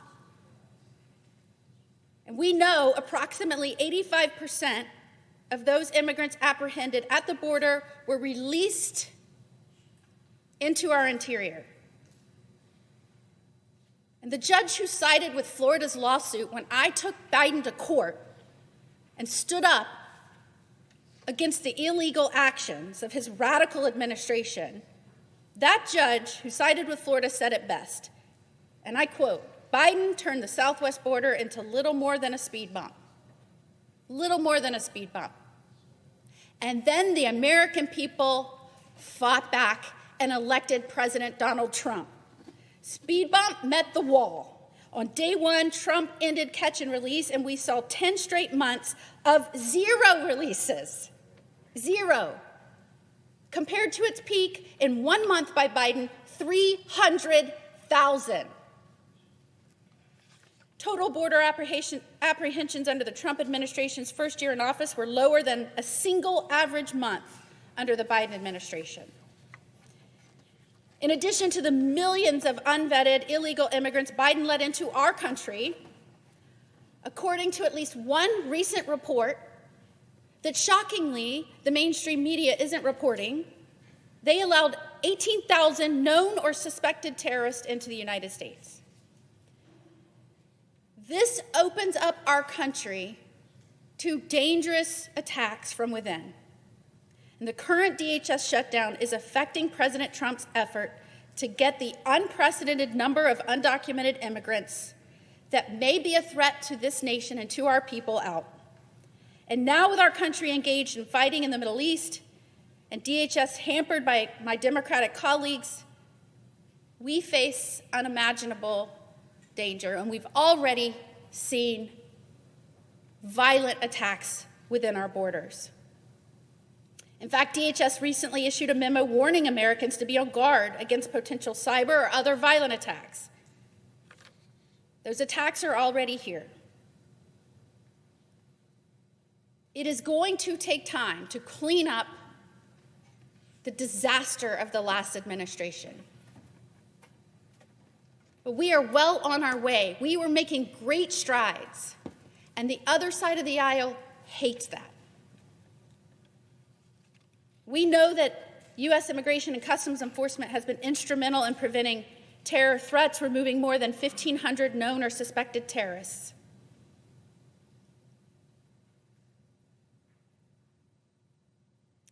One of the saddest things that I think we learned after the last administration, and certainly as a mother, not just as Florida's Attorney General, but as a mother, we watched as hundreds of thousands of unaccompanied minors were trafficked across the border by cartels. And then the Biden administration took the last step, shipped them all over the country. From a grand jury investigation, we know that some were put with people they didn't even know. One ended up at a strip club, one ended up in an empty lot. We know many went into trafficking. It's the saddest thing imaginable for a child. Too many of these children were exploited and abused before, during, and after they came across that border with cartel members. All told, it's estimated that the Biden administration lost more than 450,000 children. Today, it's a different story. Under President Trump, DHS and the Department of Health and Human Services have located 145,000 of those unaccompanied children that the Biden administration lost. The American people expressed their will when they said, Trump is now our president. We want to secure our nation. They wanted to secure our border. And now my Democratic colleagues are obstructing the will of the American people by saying, oh yeah, you have a president that's following the law? You have a president that's taking seriously his duty to protect this country and our communities? Well, watch what we do now. We're going to defund the police. We're going to defund those agents at the border, and we're going to defund those within that are protecting your communities and helping get those that are here right now. We saw this in Chicago last week. A murder by someone here, led in by the Biden administration, here illegally, of a young college student again. And they want to tie the hands of the law enforcement officials charged with getting them out. That is nothing more than defunding the police that have taken oaths to protect you and your family. Someone needs to remind my colleagues across the aisle that the American people are our bosses. They want a safe border. They want safe security, safe communities.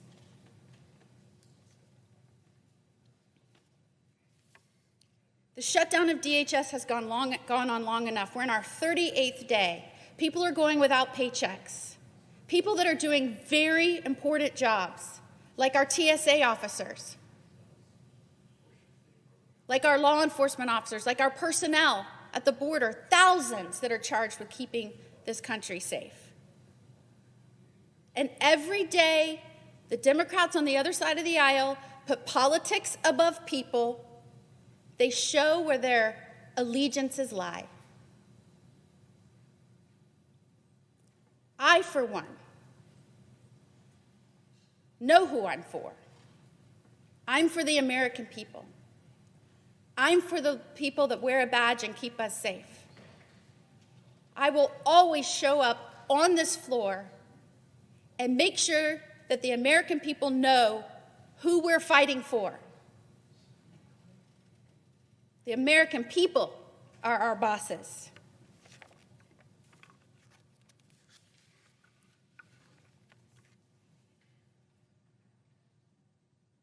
It's time we stand up for this country and for its people and put it first. And put simply, Mr. President, I implore my colleagues on the other side of the aisle to remember why they're here, to remember the country that they profess to serve and the people they profess to serve. Put them first, and let's fund DHS. Thank you, Mr. President. I yield back.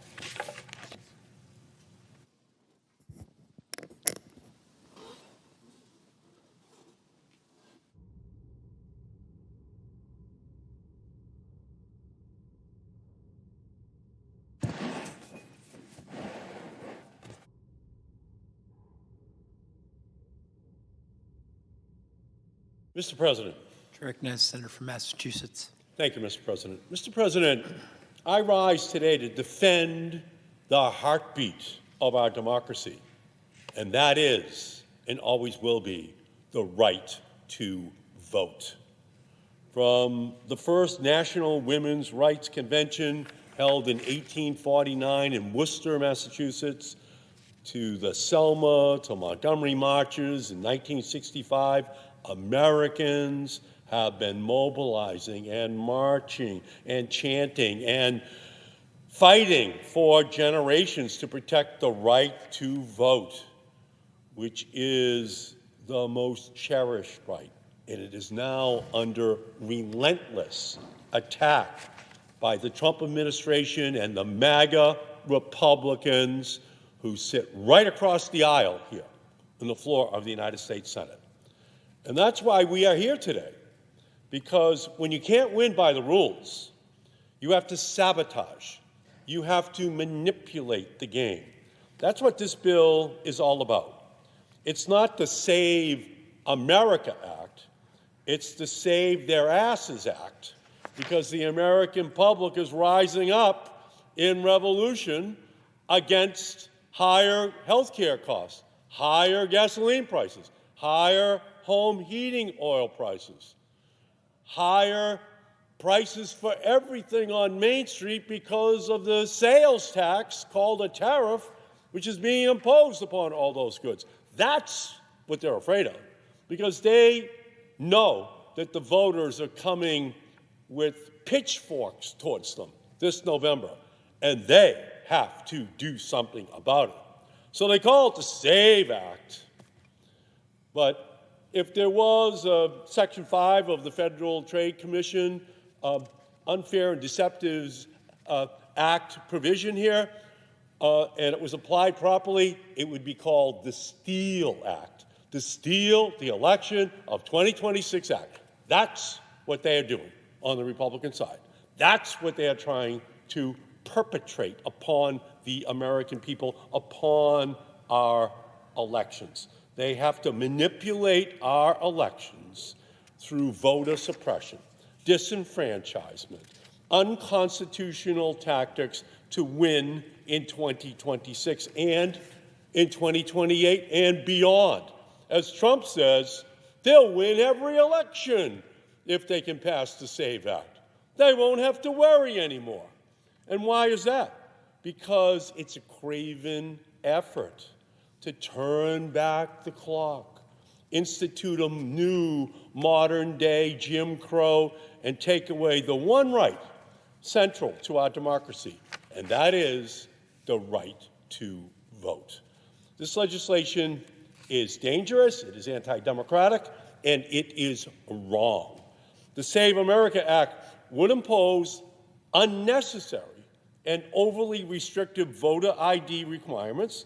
It would require Americans to present a birth certificate or passport in person whenever they register to vote or whenever they need to update their registration. There's tens of millions of Americans without passports. There are tens of millions of Americans who don't have a birth certificate on them at all times. That's the goal of the Republicans. No, you can't vote today. We're going to make it impossible for you to vote. Now, the goal in America should be more people are voting. It's already too low. No, that's not the Republican Party's goal here. Their goal right now is fewer voters, lesser participation in our democracy. That's what they're trying to perpetrate upon our democracy right now. Because most Americans right now, they register to vote online, through the mail, or at their Department of Motor Vehicles. Only 6% of Americans register to vote in person at an election office. And the Republicans know this. And that's why they want to establish the new standard for everyone. It's like forcing everyone to use a fax machine to register to vote. It makes no sense, it's unnecessary, and it would only prevent people from participating in our democracy. The new requirement to present a photo ID at the polling place is more stringent than laws already on the books in all but one state in the country. If the SAVE Act, if the STEAL Act passes, it will be easier to buy a gun in many states than to vote. Can I say that again? The NRA does not want it to be difficult to buy a gun. Republicans go along with that. Red states, standards are very low to buy a gun. But to vote, oh, now they're concerned. Now we need standards which make it almost impossible for tens of millions of Americans to be able to comply. So just let that sink in. It would be easier to buy a gun than to exercise the most fundamental right of citizenship in our nation. And who would bear the brunt of this law? The 146 million Americans who do not have a valid passport. I had never been to Washington, D.C. before I was elected to the United States Congress. My father drove a truck for the Hood Milk Company. I ran when I was 29 years old for the United States Congress. And I won. And my first visit to Washington was to be sworn in as a member of the United States Congress when I was 30 years old. I not only had not been to Washington, I had never been any place outside of our country. I didn't have a passport, and I was a United States congressman. Well, ladies and gentlemen, here's a bulletin for you.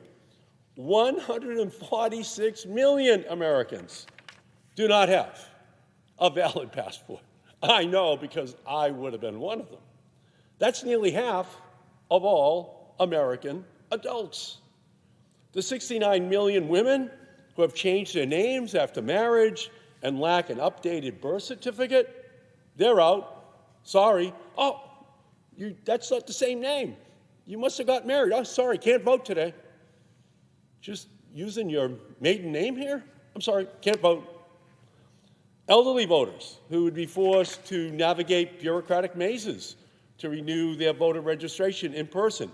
An 85-year-old who helped build this nation and has voted in every election for 60 years could suddenly be told, the ID you've been using your whole life is no longer sufficient.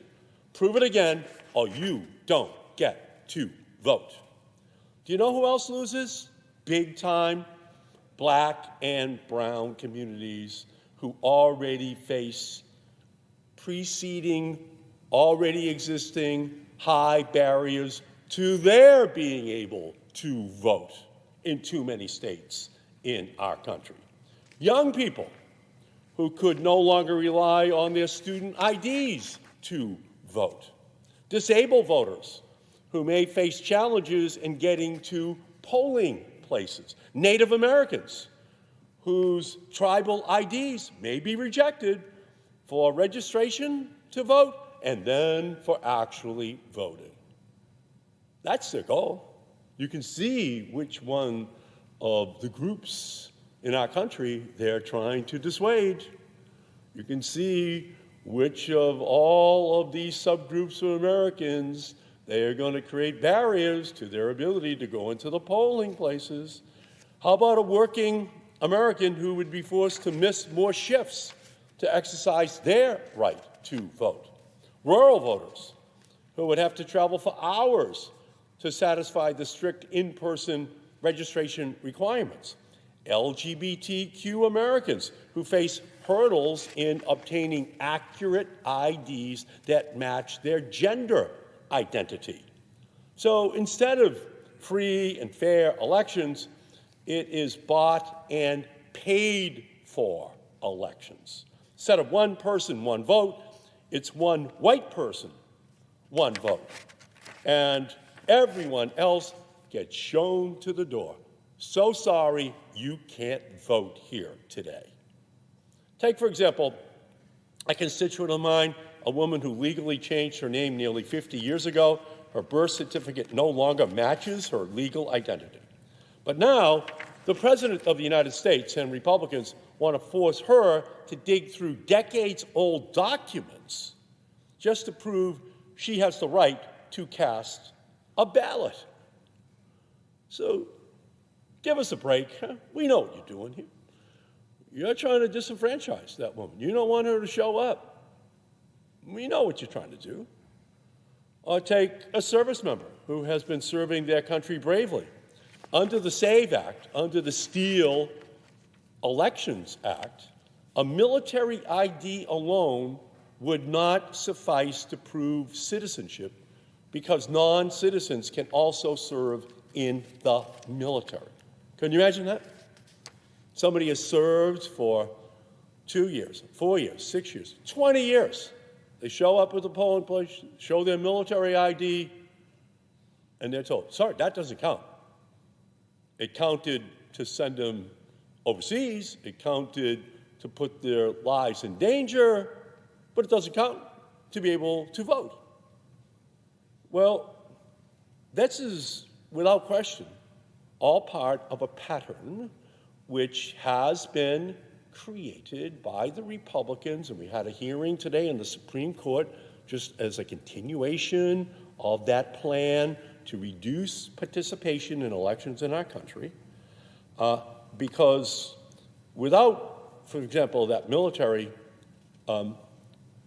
official who is now standing there trying to explain why they should be able to vote, they have to provide a military record of service showing the United States as the place of their birth. And without that document, a service member who has been risking their life on behalf of our country may find themselves shut out of the voting process.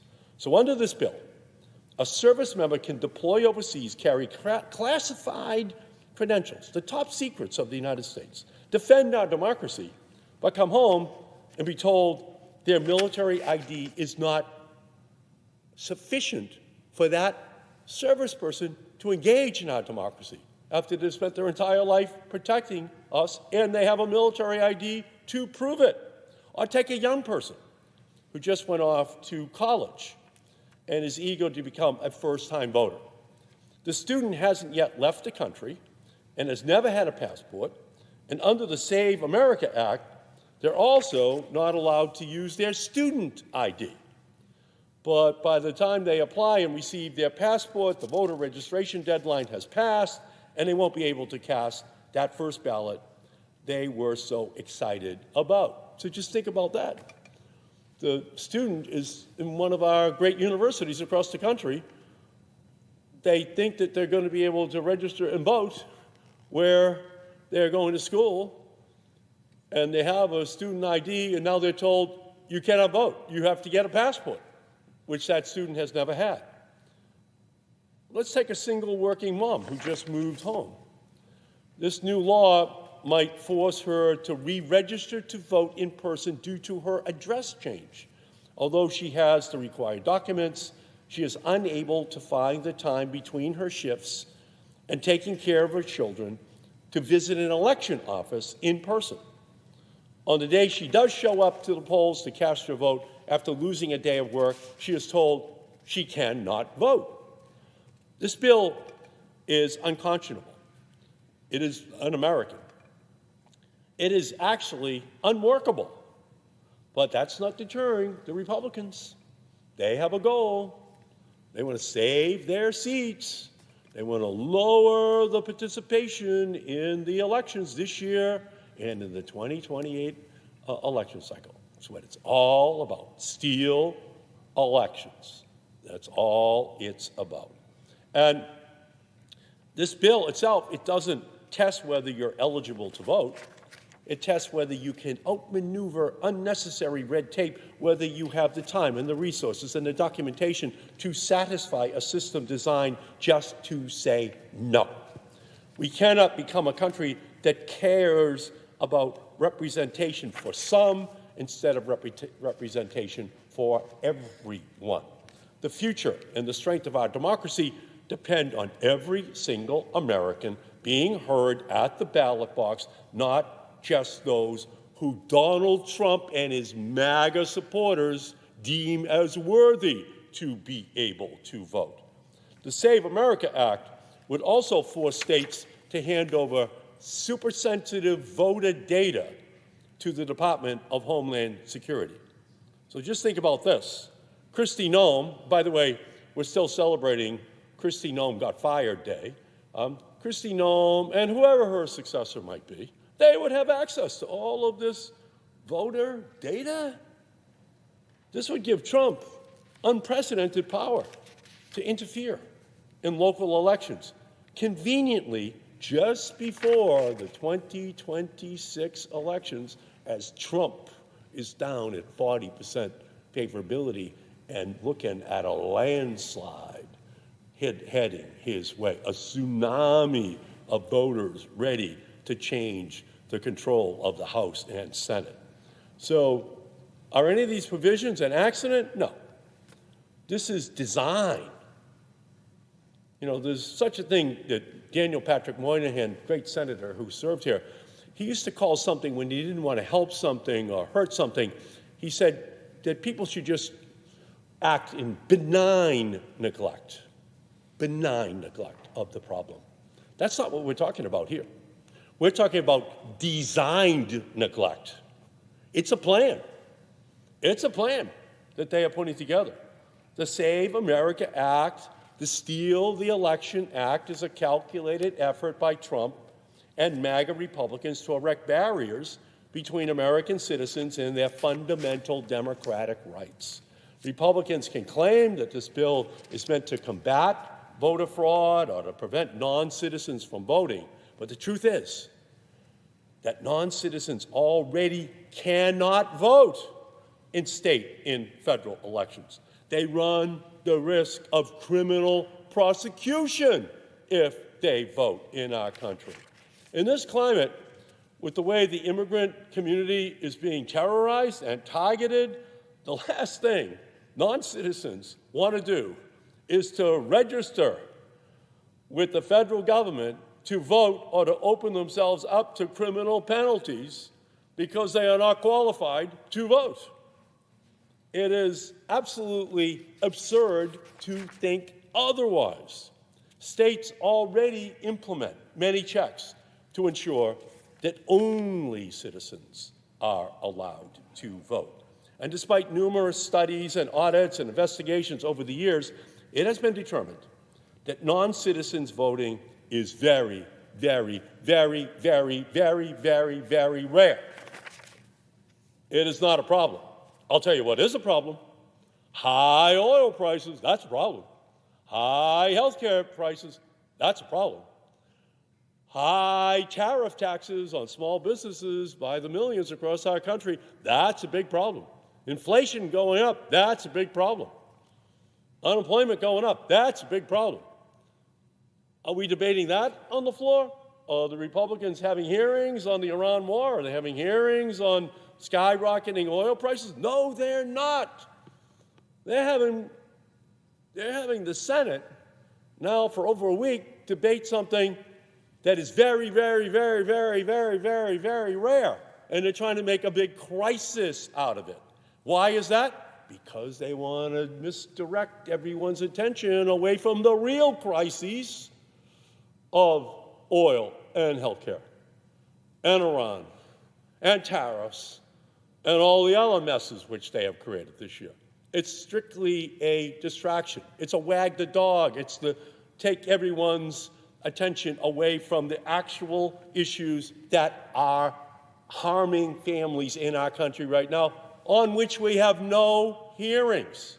None. None. Because there's absolutely no evidence that supports Trump and the MAGA Republican conspiracies that non-citizens are voting at a large scale.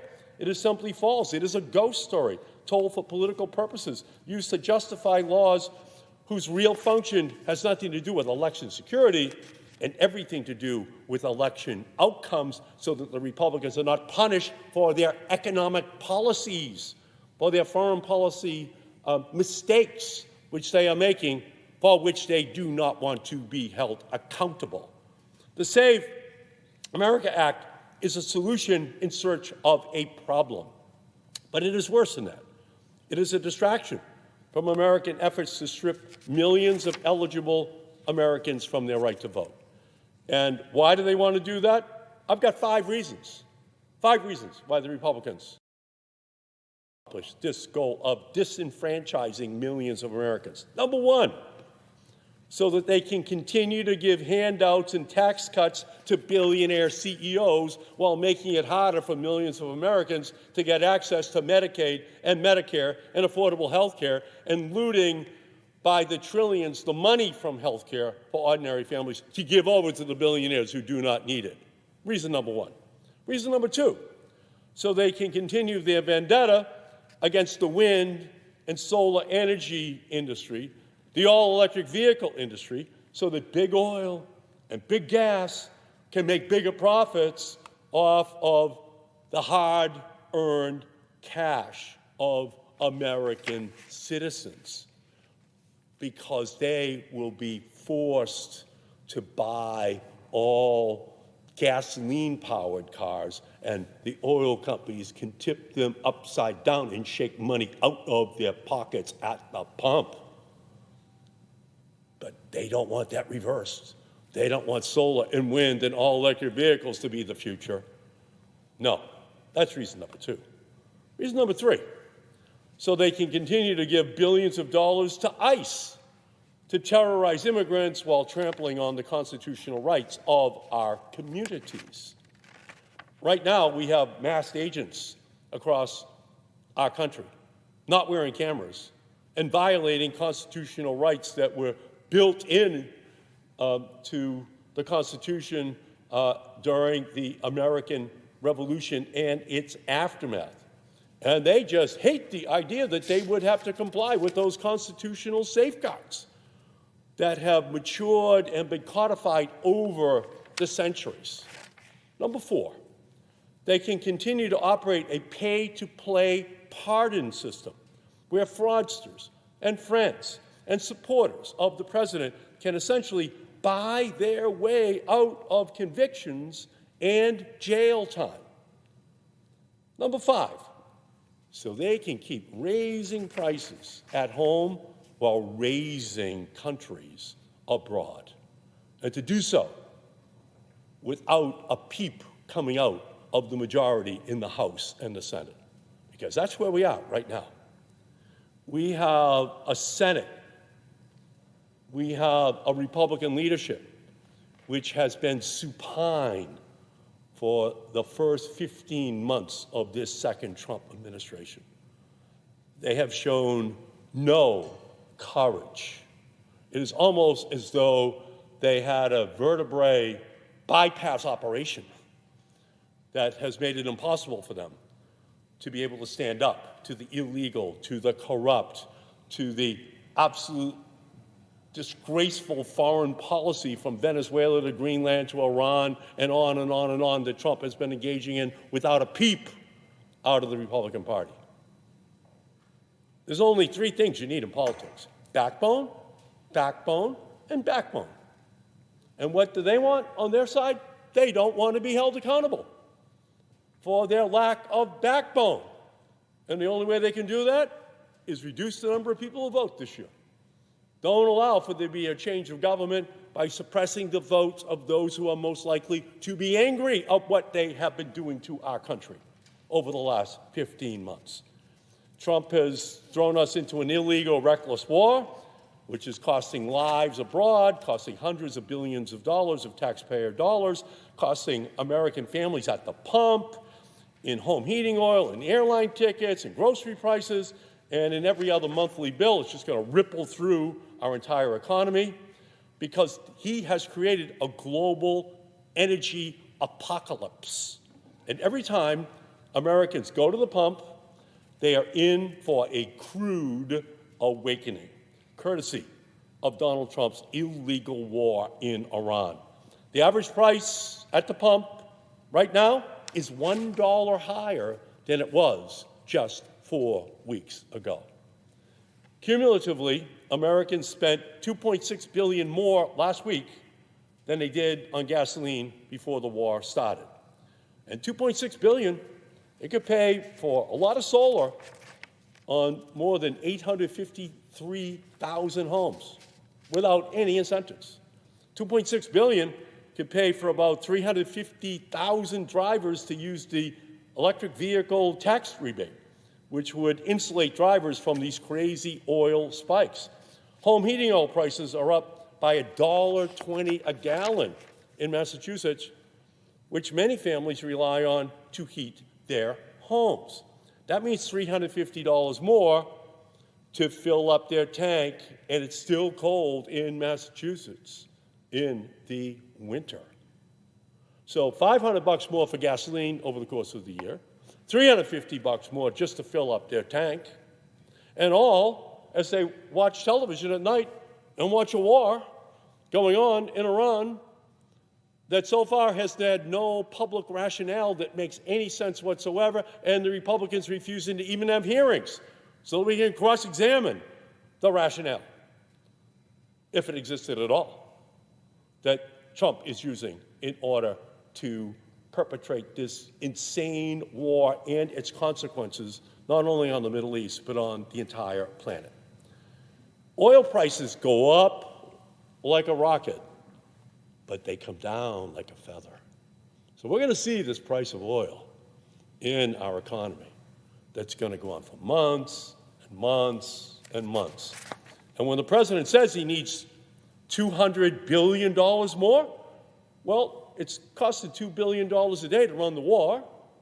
So that means at least 100 days more, 2 billion times 100 days. That takes us into the summer.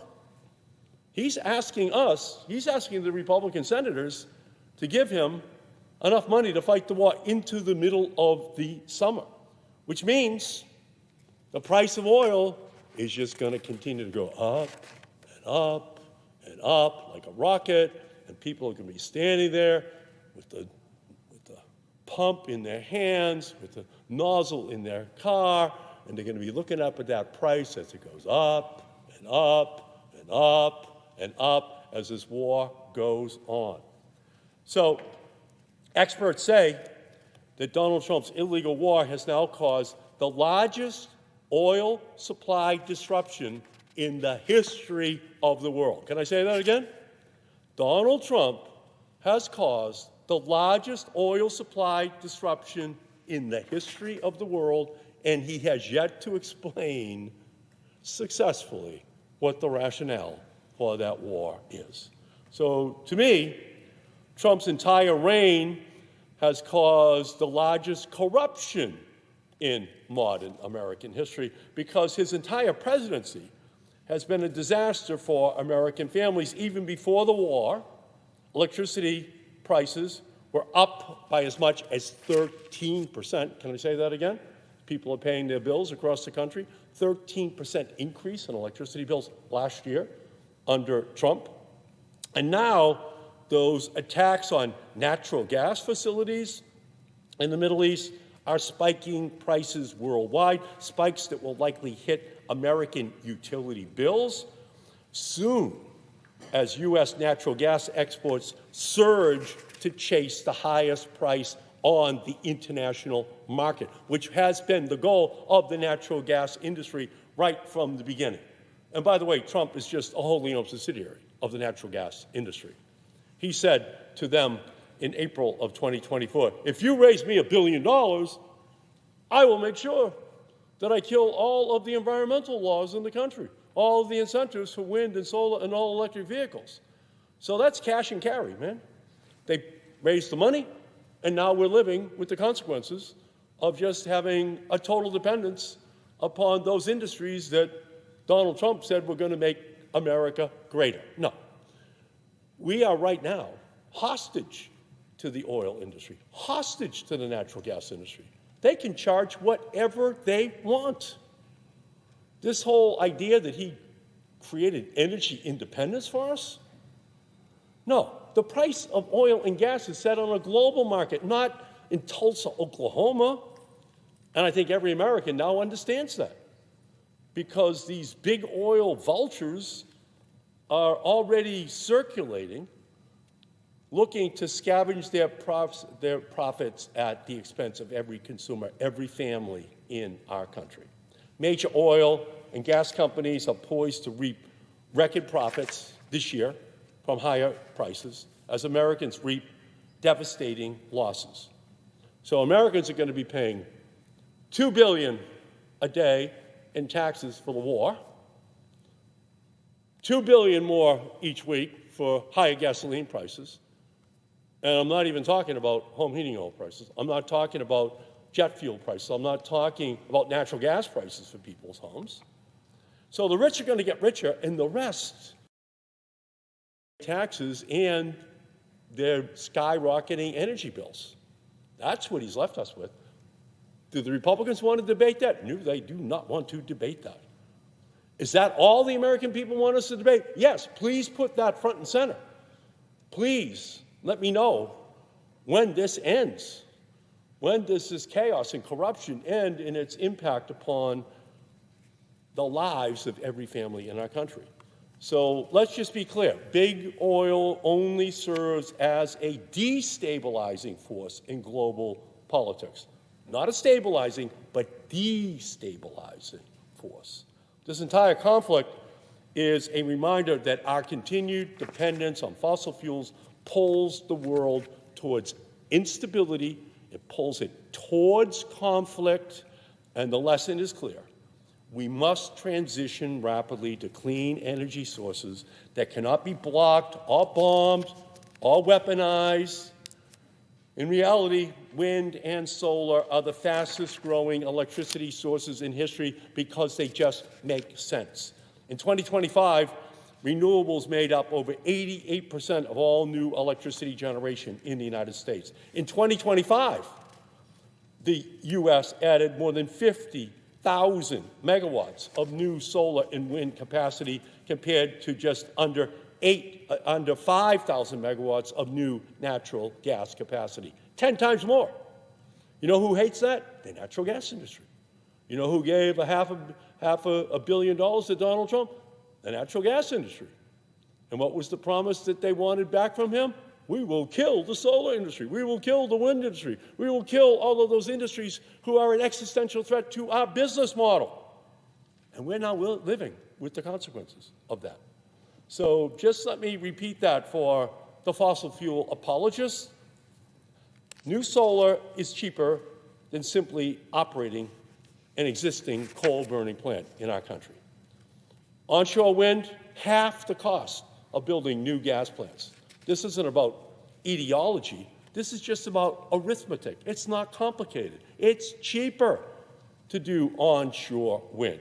And yet Trump and Republicans are failing basic arithmetic. Not math. This is not trigonometry. This is not calculus. This is not algebra. It's just arithmetic. It's very simple. We were in an energy crisis already before the war because of AI data centers, which are demanding record electricity, while Trump and Republicans have done everything possible to destroy American-made cheap, clean energy, leaving Americans dependent on the expensive fossil fuels whose prices are now skyrocketing. And now we're in an even bigger crisis. Trump may be crushing American manufacturing, but he sure is good at manufacturing an energy price hike for every American, every small business in our country. We have to invest in true independence, electric and fuel-efficient vehicles, cheap, clean energy and battery storage made in the United States, and energy-efficient technologies that do more with less. And you know what Trump says? Oh, that's all socialism. That's socialism for wind and solar, tax breaks for all-electric vehicles. That's socialism. Well, what do you call 100 years of tax breaks for the oil, gas, and coal industry? I call that socialism. And all we're asking for is some of that socialism for the competitive technologies that have been attacked and stopped for 100 years by the fossil fuel industry. That's all we're asking for, and that's what we have been denied. And that's why they don't want to have any hearings. That's why they don't want to discuss what's going on in the Persian Gulf.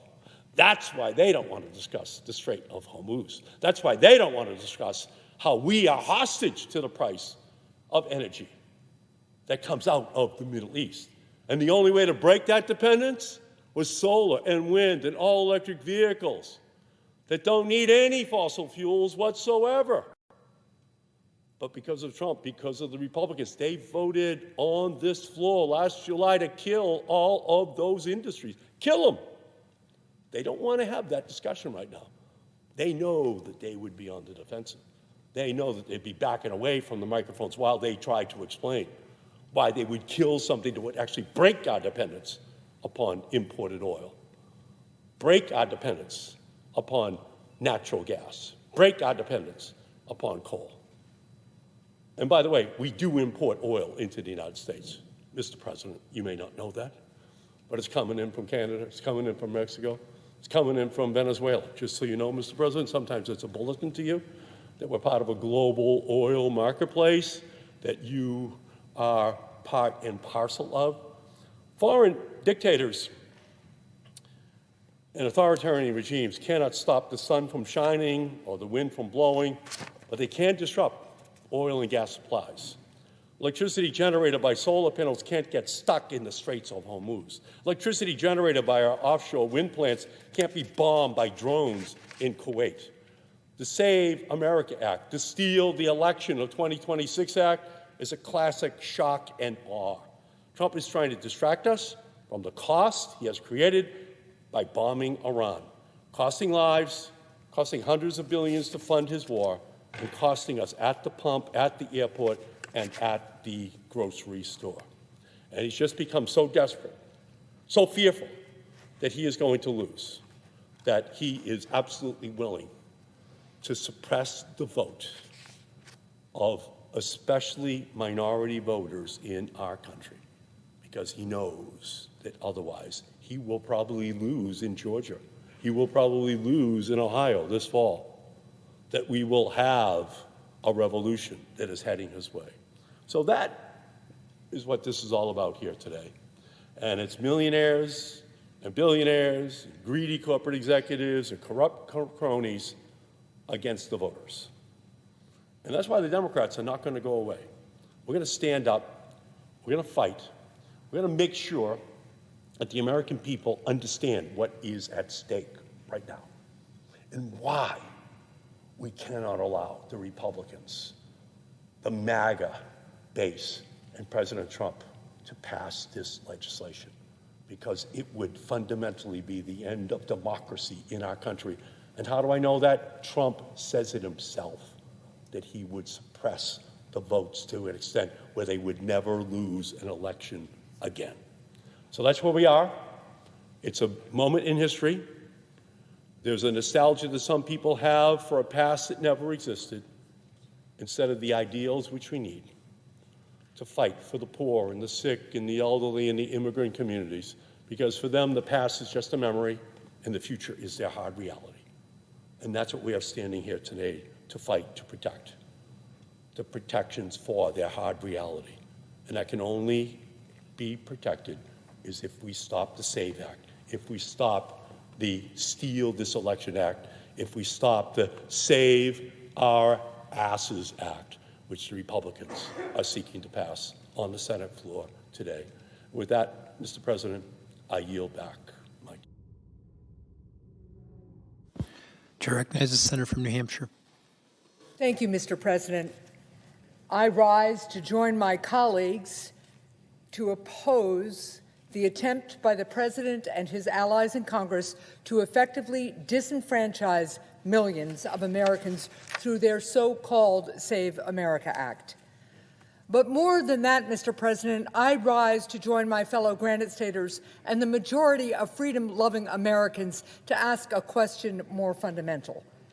I have strong issues with this legislation, which I'll discuss, but more than any provision, what I object to today is what this move, to make it harder for more citizens of all ages to vote, reveals about the President's undemocratic impulse, an impulse that dominates and motivates this President in a way that distinguishes him from all of his predecessors. In short, I rise today because I believe that it is worth asking, why is it that the leader of the free world, the President of the world's greatest democracy, is so invested in spending his truly precious time making it harder for Americans to vote? In the live free or die state, we know that elections serve as the best means to hold elected leaders to account. In other words, elections are the very basis of self-government of, by, and for the people. That's the basic compact in a democracy. If a leader fails to deliver on his promises, fails to govern well, or fails in conduct or character, then citizens use their votes to hold him to account and vote him out. That's what makes a democracy different. We have the means to self-correct and to improve, unlike any other form of government. Democracy is the best form of government not because we have always been perfect, but because we always have the capacity to be more perfect. With each generation, we've worked to more fully realize our Declaration of Independence's promise. The right to vote has steadily expanded until it was finally bestowed upon all Americans. We've had setbacks along the way. Progress has often been slower than we would like, but the majority of Americans have understood, as President Kennedy said, that democracy is not a final achievement, but an untiring effort. And it has always been an effort that required nothing less than what our founders pledged: the lives, fortunes, and sacred honors of each generation of Americans. But it appears that this president thinks that America's great democratic experiment has gone too far, that far too many Americans are making their voices heard for his liking. Over the course of our history, we've had presidents disagree on just about every issue. But in our modern history, ever since we passed critical civil rights and voting rights legislation, presidents in both parties have agreed that our country's operation as a democracy is non-negotiable, and that we are all better off when more and more Americans vote. Now, though, we have the first president in these modern times who is trying to make it harder for eligible voters to vote. President Trump's anti-voting crusade raises a fundamental question. Why is the president of the world's greatest democracy so invested in making it harder for Americans to vote? Well, the answer is simple. The president wants fewer Americans to vote because he's the first president in American history who does not believe that he is accountable to them, the American people, we the people. Because only a president who believes that he is not accountable to the people would try to restrict the people's ability to hold him to account. Leaders who believe that they answer to we the people do not try to overrule the people's voice and the people's vote by seeking to overturn a free and fair election. Leaders who believe that they answer to the people do not try to silence free speech. They don't use the heavy hand of government to drive critics off the airwaves because they made jokes that the president doesn't like. Leaders who believe that they answer to the people don't use the Justice Department and the FBI to exact revenge on their political foes. They don't seek to extend the long arm of the law into an iron fist of injustice. Leaders who believe that they answer to the people don't defy court orders, they don't disregard the Constitution, nor do they ignore laws passed by the people's representatives and snatch from their hands the powers of the purse, taking away the people's money. They don't send our heroes in uniform into harm's way without the people's consent, nor do they launch trade wars against our own allies on the basis of nothing but their own ego and whim. They don't revel in power and self-aggrandizement, nor do their references to dictators drip with admiration. And let's be very clear. Leaders who believe that they answer to we the people, leaders who believe that they're accountable to the people and who understand that it is freedom and democracy that make America great, they don't incite a mob to storm the Capitol, to storm this very chamber, to stop the peaceful transfer of power, to stop the count and silence the votes of the American people. And they certainly don't spend their first day on the job pardoning the mob of convicted criminals who stormed the Capitol and assaulted brave police officers. Take these actions each as one or take them all together. Everyone in this body knows that not only has no other president behaved this way, but that no one can describe these acts as resembling anything close to patriotism. Not in a country that loves freedom as much as ours does. The President of the United States of America is supposed to embody our love of freedom, of American democracy.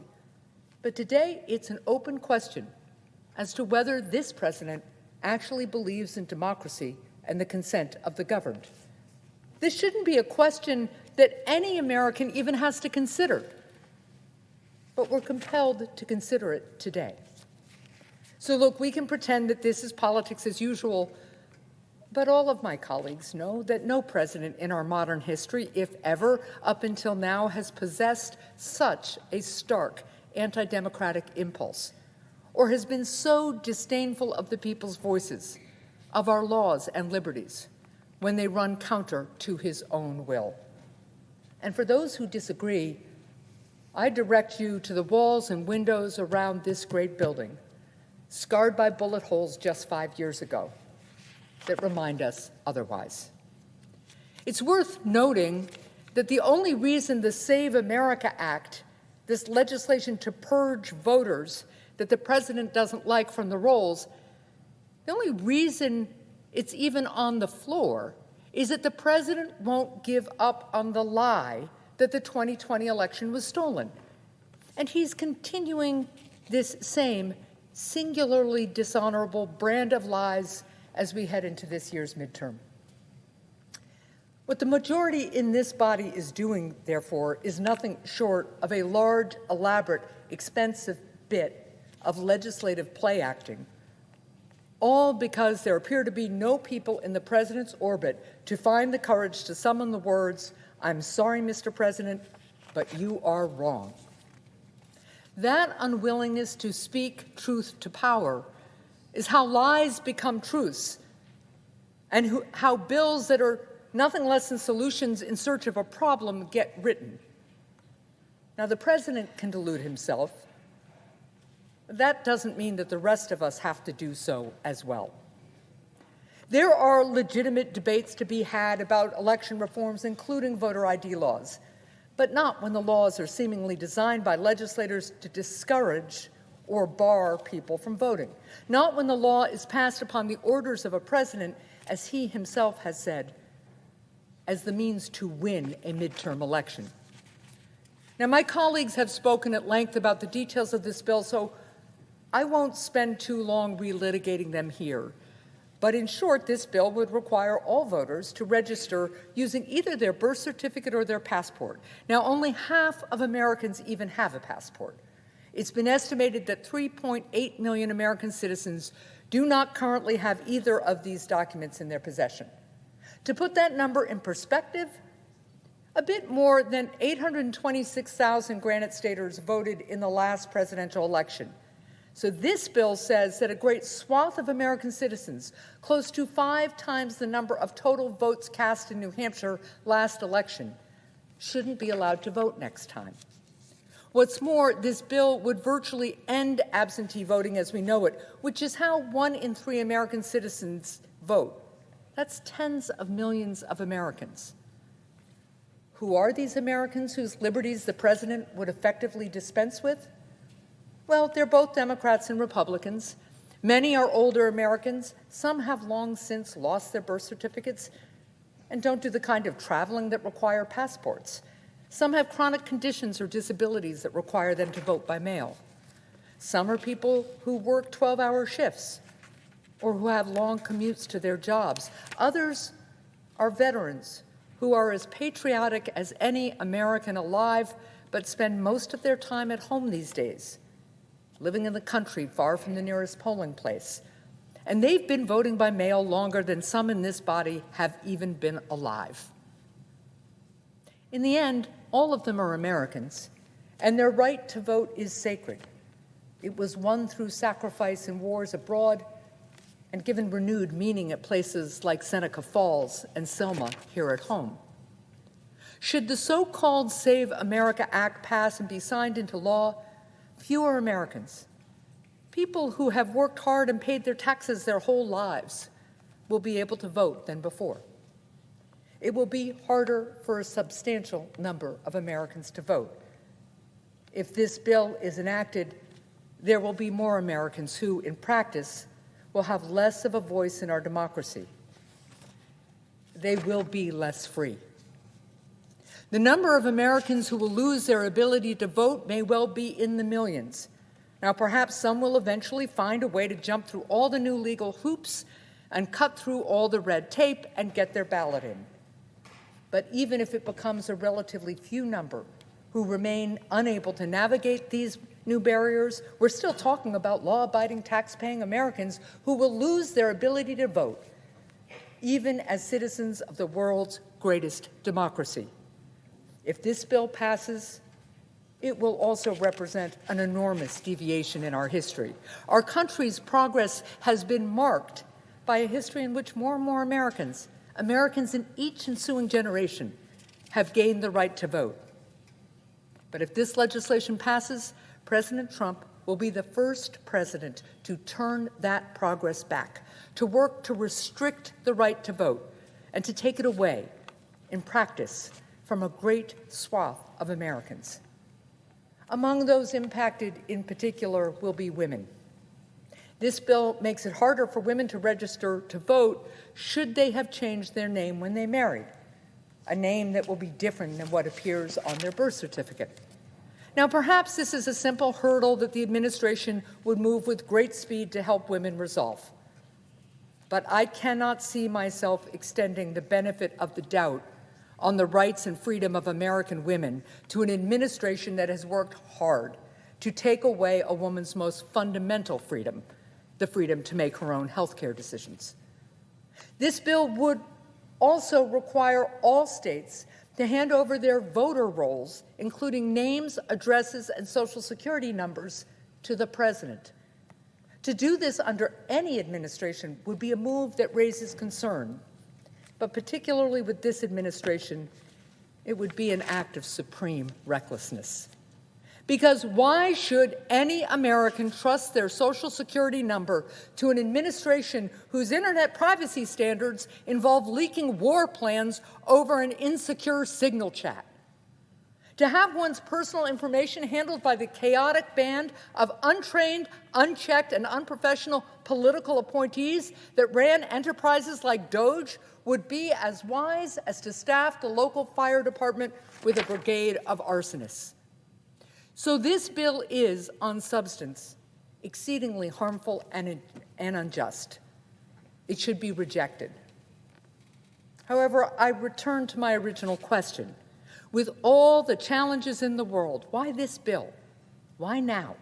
Why is the president so determined to make it harder for Americans to vote?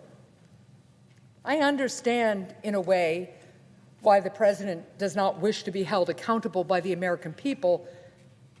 It's because he's failed to deliver to the American people.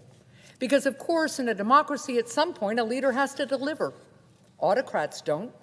Do you think in Putin's Russia that in the depths of the Kremlin somewhere, they're drawing up plans for measures similar to the Americans with Disability Act or the PACT Act? Of course not. A dictator doesn't need to make people's lives better. There's no one to hold him to account, no one to push him to deliver. But a democracy is different.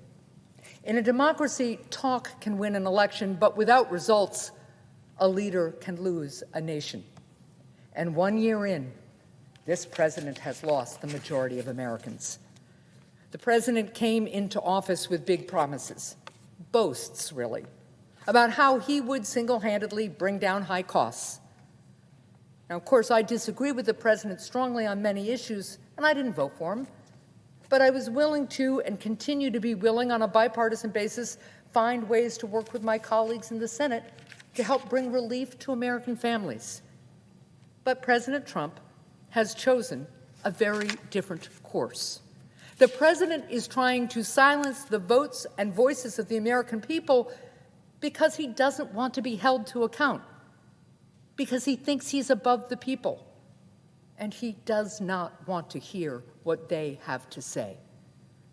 He does not want to hear that this is not a nation entering a golden age, that instead, to paraphrase Thomas Paine some 250 years after he first coined the phrase, our nation is entering a time that tries citizens' souls. We're entering a new American crisis. It's a crisis of costs. The American people have been clamoring for relief.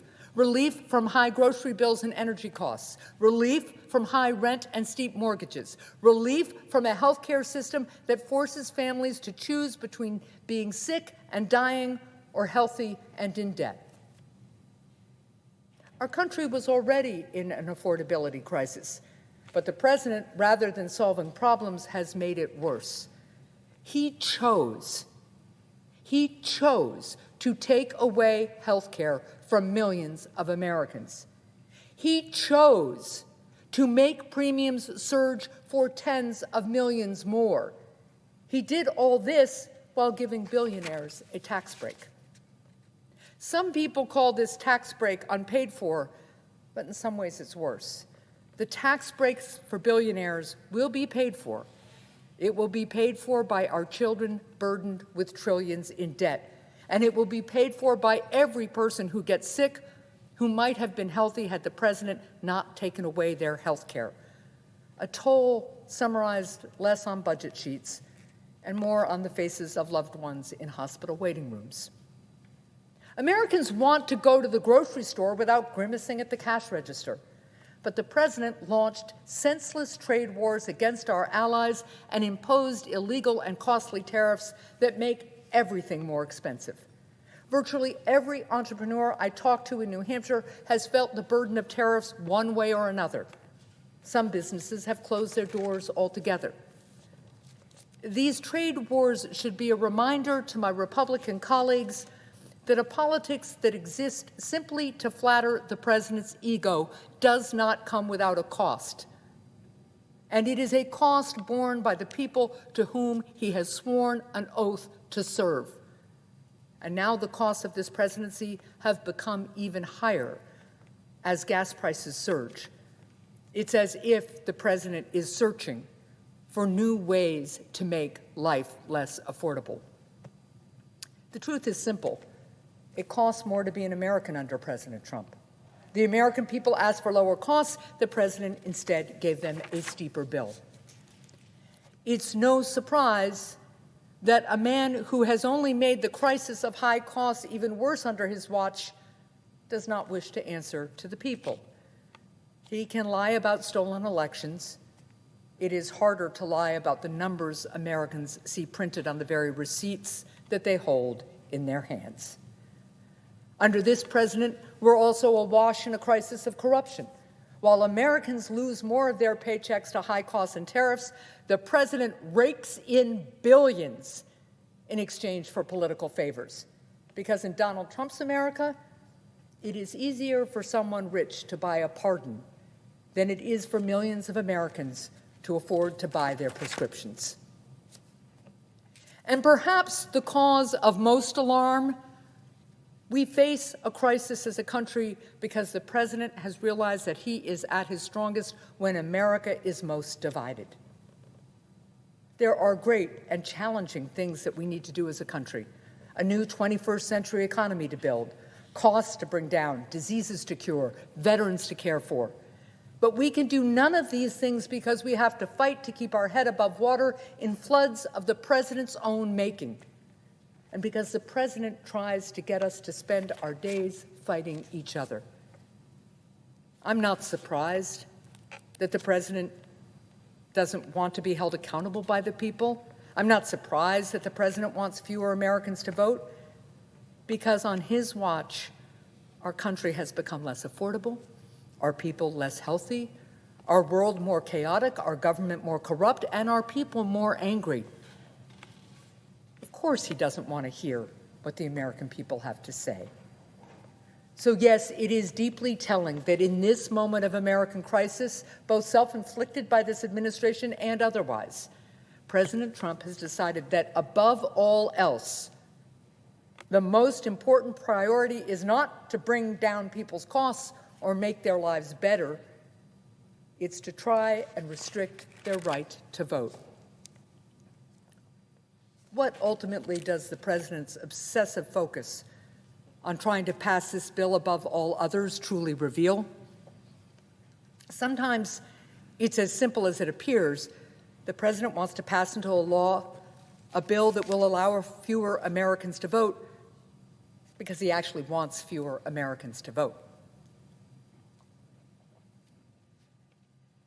It was President Reagan who said that the right to vote is the crown jewel of American liberties, and we will not see its luster diminished. We shall find out soon if his words remain true. The American people, they've always known how precious the right to vote is.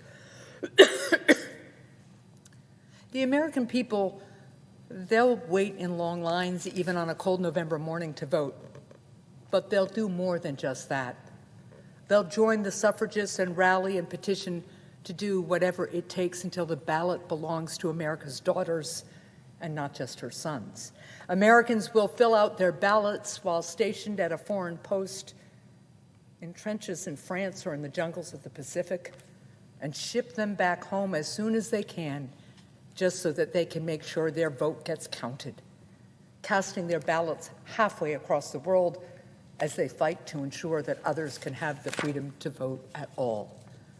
Americans won't just stand in line at a polling station to vote, they'll march to vote, even if it means going down to Selma, just as Granite Staters from St. Anselm's College did when they joined Dr. King's marchers, even if it means trying to cross a bridge 3 times, even if it means enduring Bloody Sunday.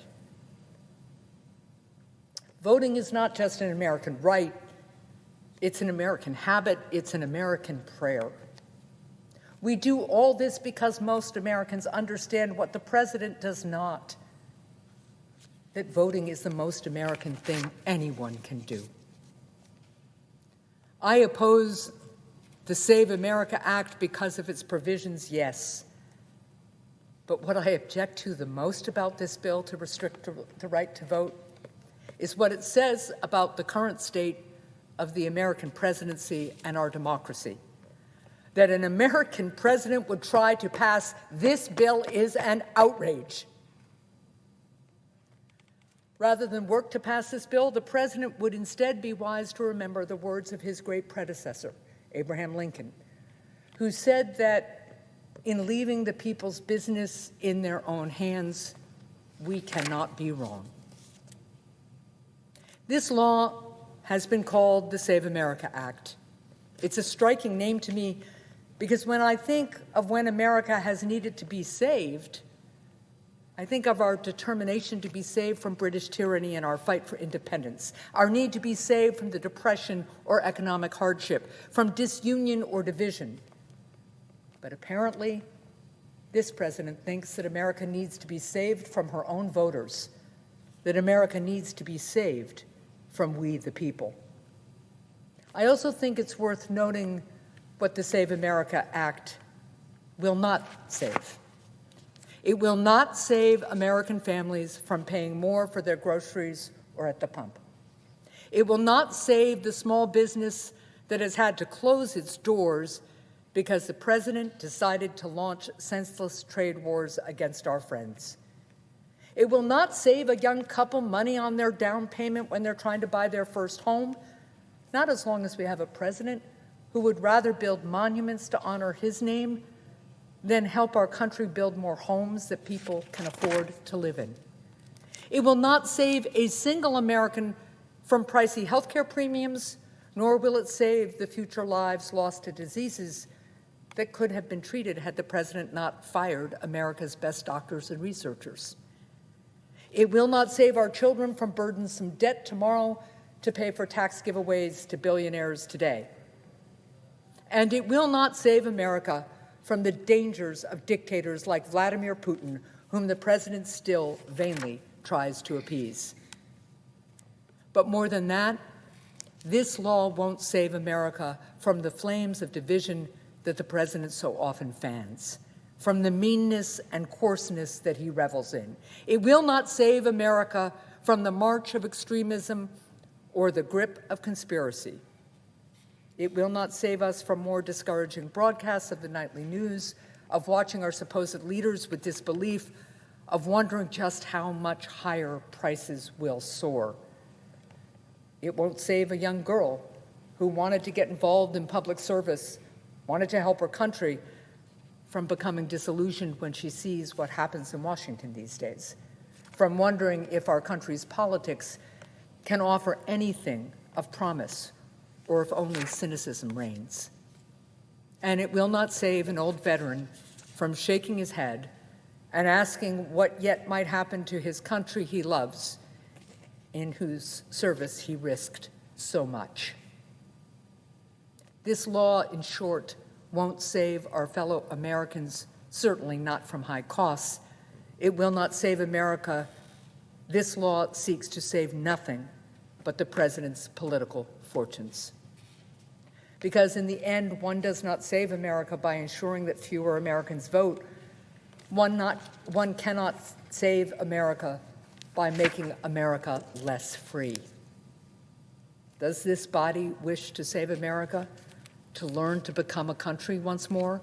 To do great things together once more?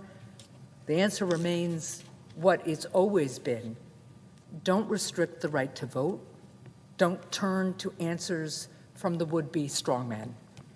Instead, leave the saving to we the people and put it in their hands. When we do that, truly, as Lincoln said, we cannot be wrong, and we cannot go wrong. Thank you, Mr. President, and I suggest the absence of a quorum. Clerk will call the roll. Ms. Also Brooks.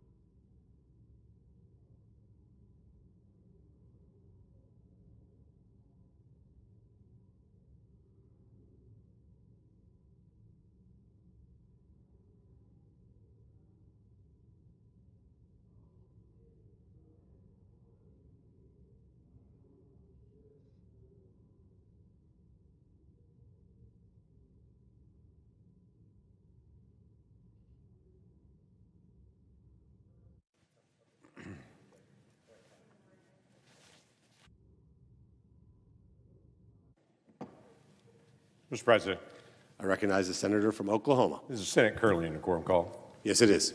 I'd ask the unanimous consent to set it aside. Without objection. Thank you. Mr. President, in just a few moments, this body will vote for the next Secretary of Homeland Security. It happens to be a friend of mine. His name is Markwayne Mullin. Markwayne Mullin's the pride of Westville, Oklahoma, which ironically enough is the easternmost town in our state. On a normal day, there are more people inside the United States Capitol than there are in Westville, all of Westville, Oklahoma. But it's a bunch of really nice folks that work really hard. And Markwayne Mullin has risen from being a country boy on a cow-calf operation with his dad, running a very small plumbing company, to now being nominated and tonight being confirmed as our next Secretary of Homeland Security. Graduated from Stillwell High School, but the most important thing wasn't his graduation from Stillwell High School, it's the girl that he met in the third grade. In the third grade, he fell in love with Christy, and they waited all the way until she was 18 and he was 19 before they got married. And now, decades later, and 6 children later, that proud family will now be the lead family to be able to serve to keep every family safe in the country. The responsibility in Homeland Security is dramatic. There's 250,000 people, federal employees, that work for the Department of Homeland Security. It's a massive operation and is incredibly important to our country, and I think he will be a terrific leader for it. He not only loves our country, he's passionate about security. He served in the House of Representatives for a decade and has now served in this body for 3 years. He spent a lot of time on the issues of national security. He's done a lot of research in that area. He's worked to be able to pass the bills that actually fund Homeland Security, and now he will be the one to actually implement those same bills. So he is keenly aware of the law and the issues that he will actually be carrying out. Interestingly enough, Markwayne Mullin is a member of the Cherokee Nation. He's actually the second senator ever to serve in this body that's a member of the Cherokee Nation, but there's not been a Cherokee that's actually been in the Senate for more than 2 decades. Cherokee Nation, the leadership, sent in a letter with their overwhelming support for him and for what he has done in his awareness of the tribal issues, as well as all just national issues and family issues. He has been my friend that we've worked alongside by side on a lot of issues. I will never forget, multiple years ago, my wife, Markwayne and his wife, Christy, the 4 of us sitting down for a dinner in a quiet place, in a booth in the middle of a restaurant, just to talk. Because Markwayne was thinking about saying, I'm done with all of this chaos that's in Congress. And he was actually praying through what to do next. And it was over that dinner that the 4 of us just talked and visited, prayed together, and he determined, I'm going to stay at it because there's more work to be done. And I'm glad he did. In the days ahead, the nation will be glad that he did, because I think he'll make a fantastic Secretary of Homeland Security. As we approach this moment, I can't help but also note a challenge that he's going to walk into on day 1. Because when he walks in tomorrow morning into a new office, into a new role, being sworn in, there will not be funding for the people around him. The staff that will be there working alongside of him won't have been paid for more than a month. And this is not an anomaly for them. As of this week, half of the fiscal year, Homeland Security employees have not been paid. Half of the fiscal year. They faced 43 days without any paycheck, and they're at 37 days now. Half of the year, they've not been paid. As of this week, it will be 6 paychecks they've either lost entirely or partially. This body has the responsibility to solve this problem. And as Markwayne steps in to be able to lead so capably in Homeland Security, it is the responsibility of this body to be able to make sure that Homeland Security actually has the funding that it needs to be able to protect the nation. So my expectation is twofold tonight. One is that we will confirm my friend Markwayne Mullin, and he'll be the next secretary. And the other one is, soon, we will finish this argument and we will resolve our differences. And so the fine folks that work at Homeland Security in all areas, whether it be Coast Guard, Secret Service, whether it be FEMA, whether it be TSA, yes, even ICE and Customs and Border Protection, who wherever they may be, that their families can also reap the benefit of their service by actually getting a paycheck. What a novel idea. Let's finish the task tonight. Mr. President, I yield the floor.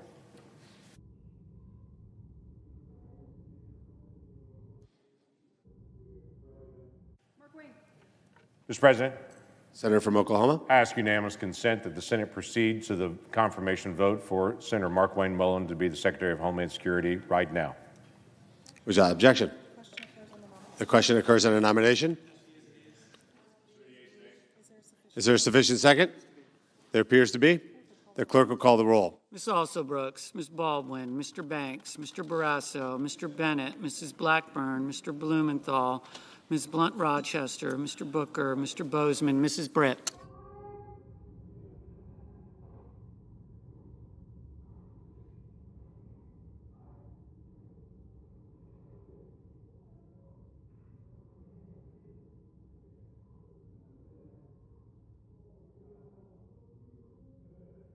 Mr. Budd.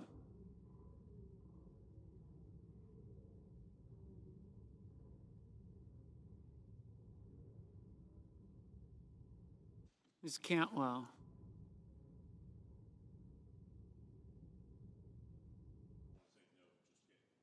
Mrs. Capito. Mr. Cassidy.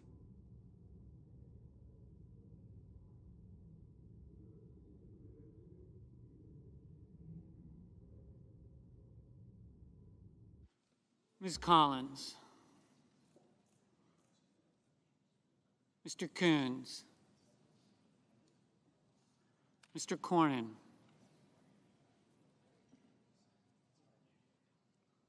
Ms. Cortez Masto. Mr. Cotton. Mr. Kramer. Mr. Crapo. Mr. Cruz.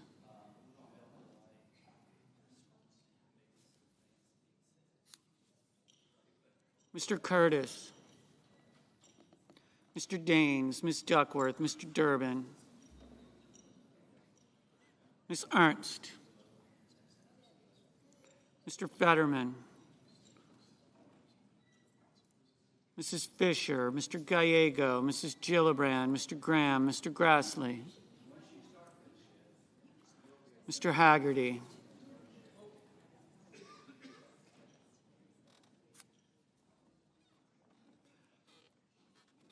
Ms. Hassan, Mr. Hawley, Mr. Heinrich, Mr. Hickenlooper, Ms. Hirono, Mr. Hoven, Mr. Husted, Mrs. Hyde-Smith, Mr. Johnson, Mr. Justice, Mr. Kane, Mr. Kelly, Mr. Kennedy, Mr. Kim, Mr. King, Ms. Klobuchar,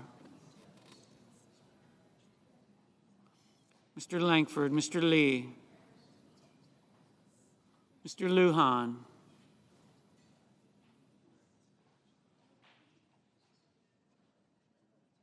Ms. Lummis, Mr. Markey, Mr. Marshall, Mr. McConnell, Mr. McCormick, Mr. Merkley, Mrs. Moody, Mr. Moran, Mr. Moreno, Mr. Mullin, Ms. Murkowski, Mr. Murphy, Mrs. Murray, Mr. Asa,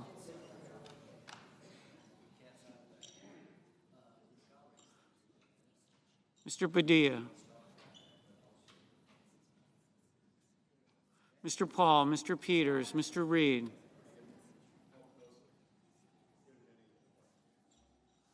Mr. Ricketts, Mr. Resch,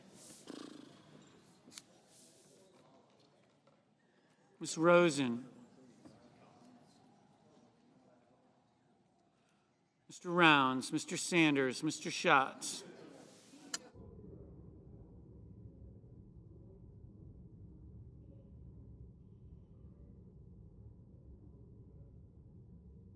Mr. Schiff, Mr. Schmidt, Mr. Schumer, Mr. Scott of Florida, Mr. Scott of South Carolina, Mrs. Shaheen, Mr. Sheehy, Ms. Slotkin, Ms. Smith, Mr. Sullivan, Mr. Thune, Mr. Tillis, Mr. Tuberville, Mr. Van Hollen,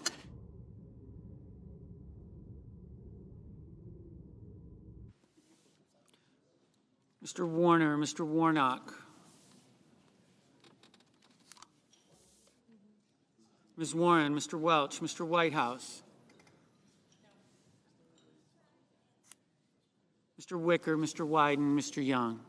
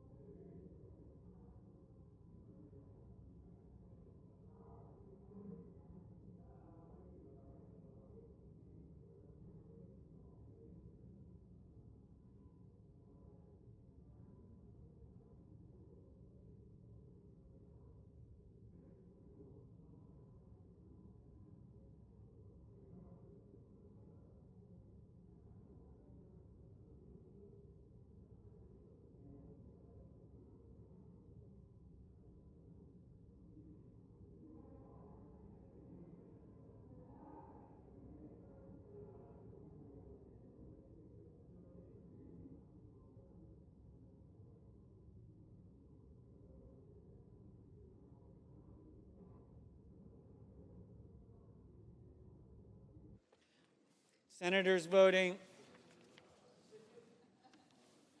in the affirmative: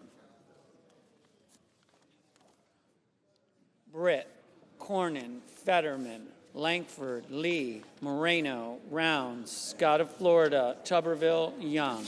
Senators voting in the negative: Blunt, Rochester, Cantwell, Duckworth, Durbin, Hassan, Kane, Merkley, Murphy, Padilla, Peters, Reed, Schatz, Shaheen, Smith, Welch, Whitehouse, Wyden.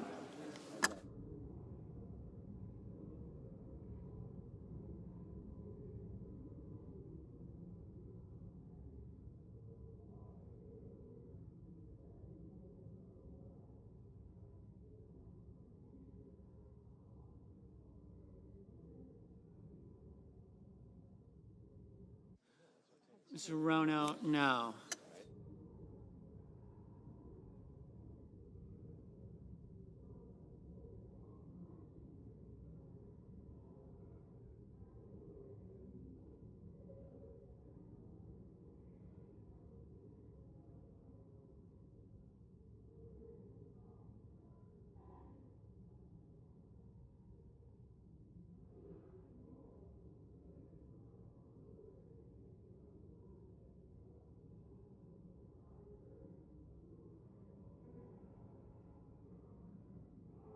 Mr. Moran, aye.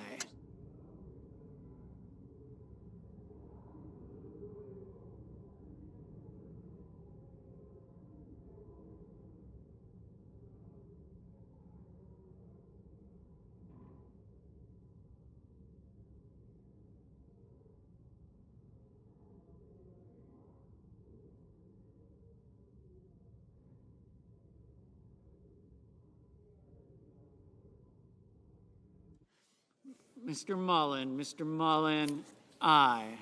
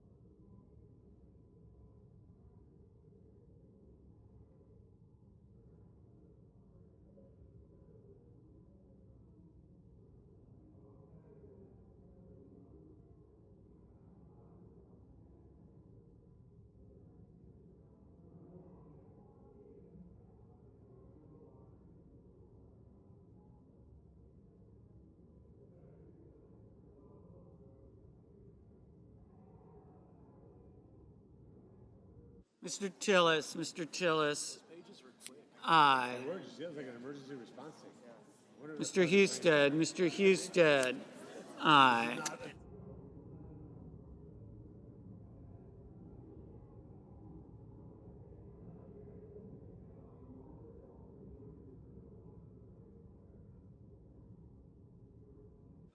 Mrs.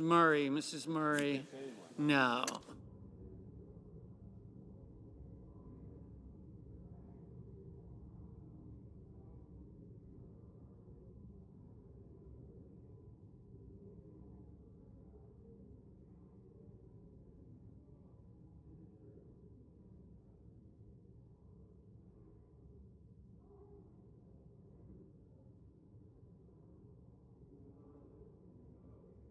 Mr. Ossoff, no. Ms.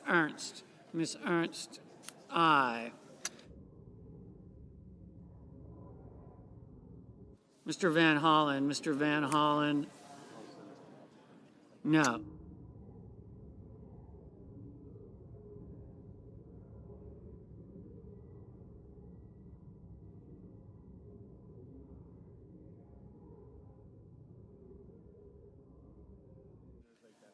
Ms. Warren, no.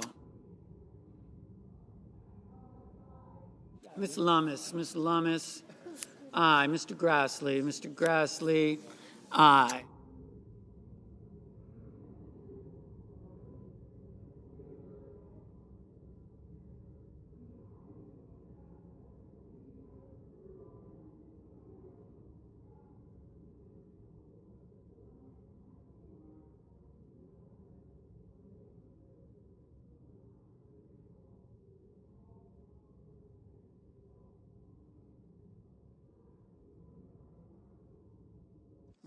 Mrs. Blackburn, aye. Mr. Schiff, no. Mr. Kim, no.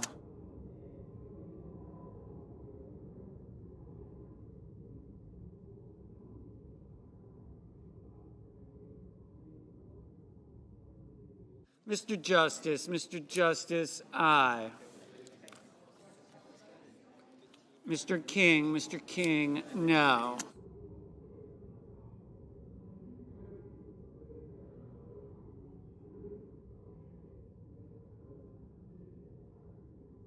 Mr. Paul, no. That has not been touched. I don't like ice. Oh, wow. All right, so I got to get you Ms. Slotkin, no. Mr. McCormick, aye.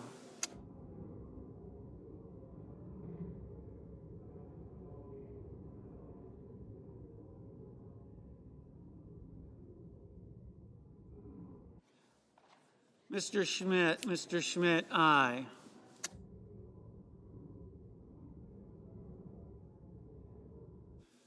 Mrs. Capito, aye.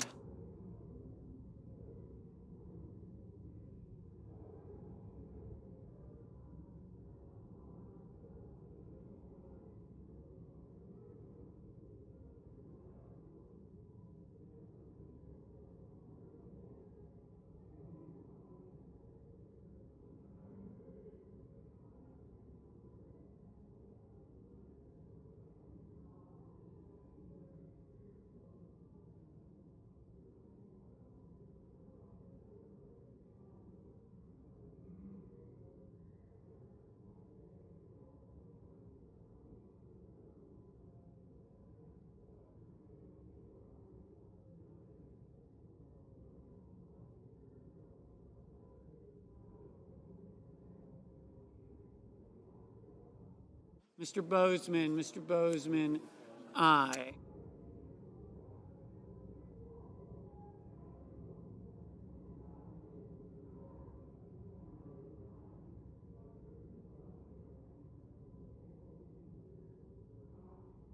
Mr. Wicker, aye.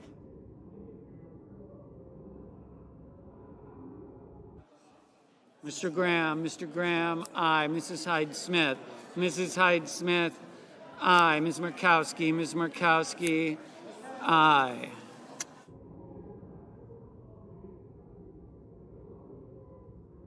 Mr. Lujan, no. Mrs. Moody, aye.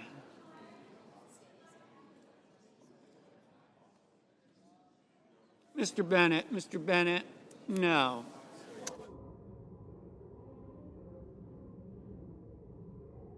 Mr. Johnson, aye.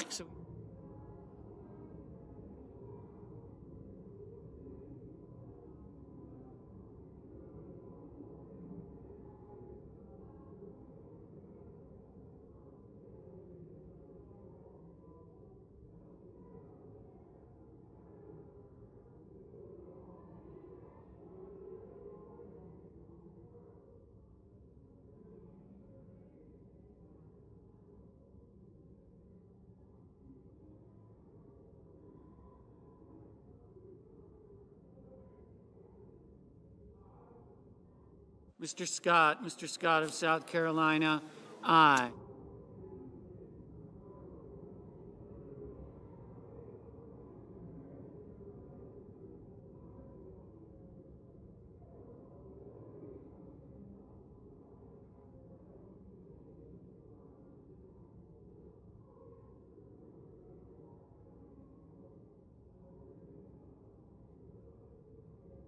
Mr.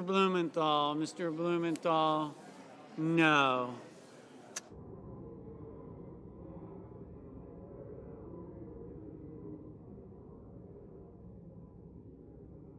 Mr. Budd, aye.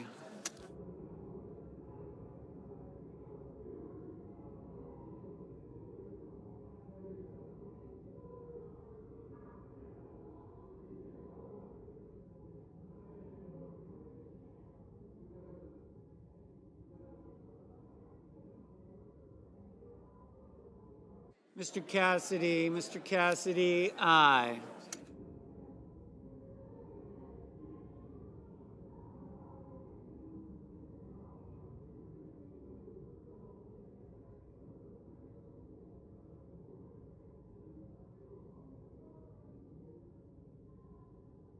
Mr. Cruz, aye.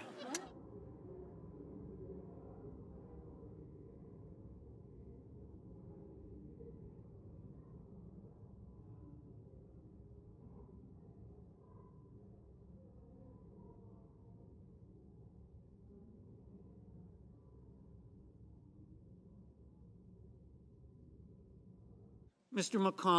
McConnell, aye.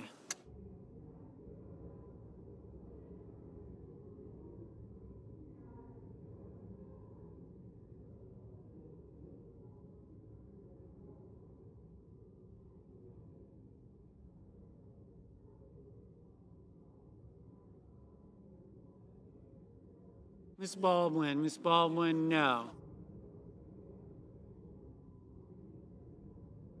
Ms. Klobuchar, no.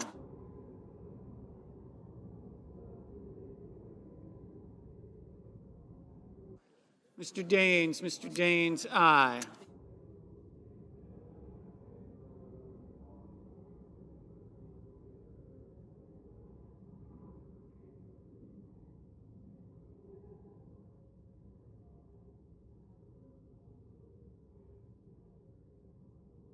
Mr. Heinrich, aye.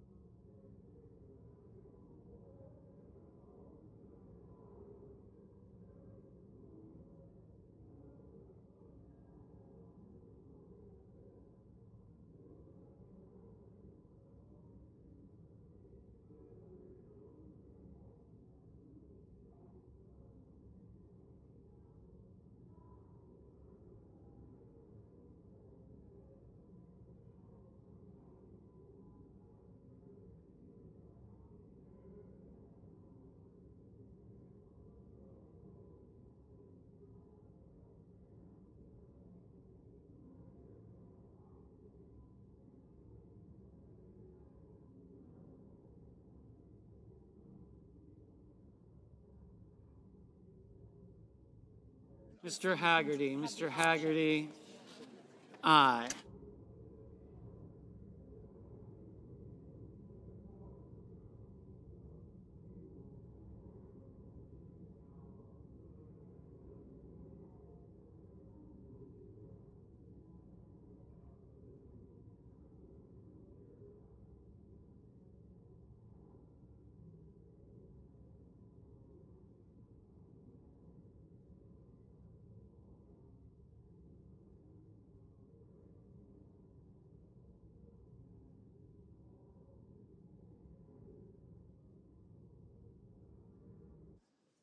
Ms. Cortez Masto, Ms. Cortez Masto, no. Mr. Kelly, no.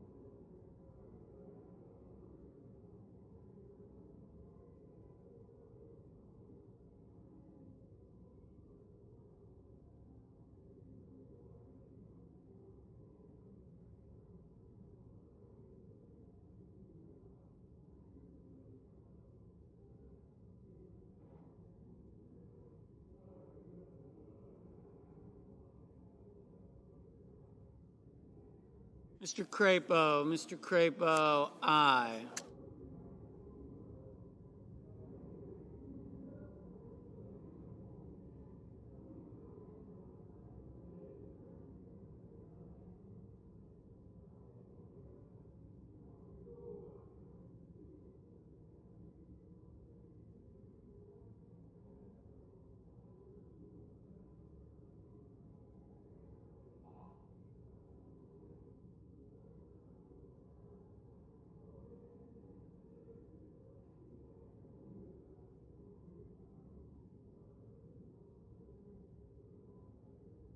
Ms. Rosen, no.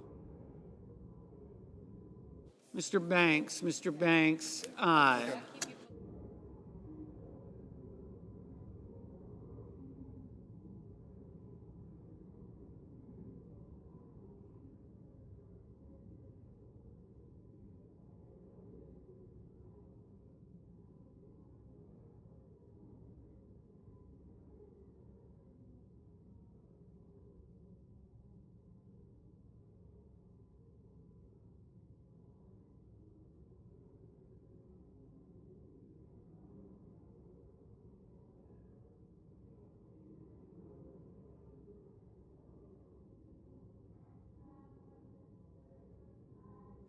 Mrs. Fisher, aye.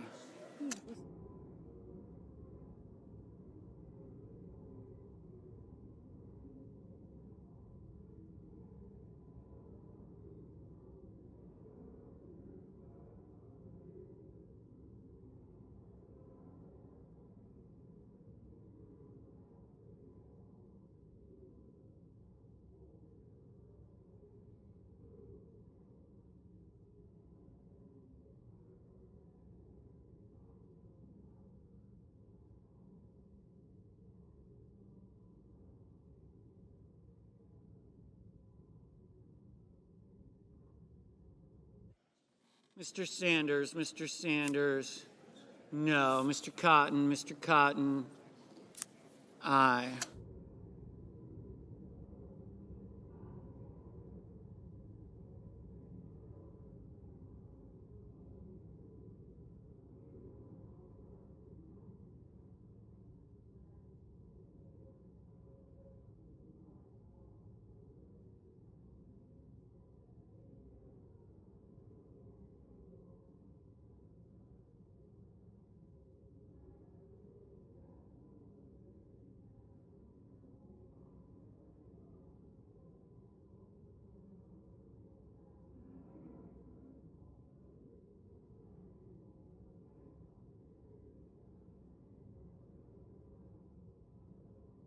Mr. Ricketts, aye.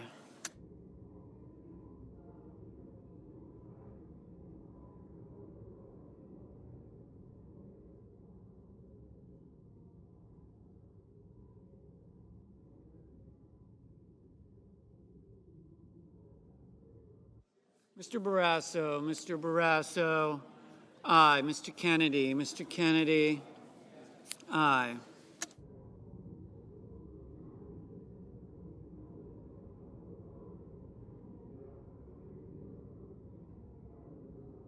Mr. Coons,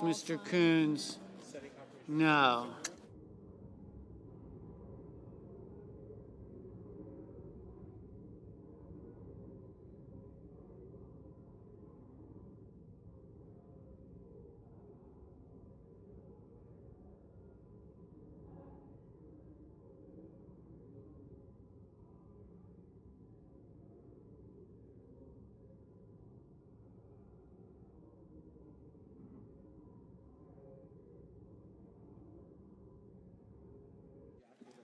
Mr. Warnock, no. Ms. Collins, aye. Mr. Sheehy, aye. Mr. Marshall, aye.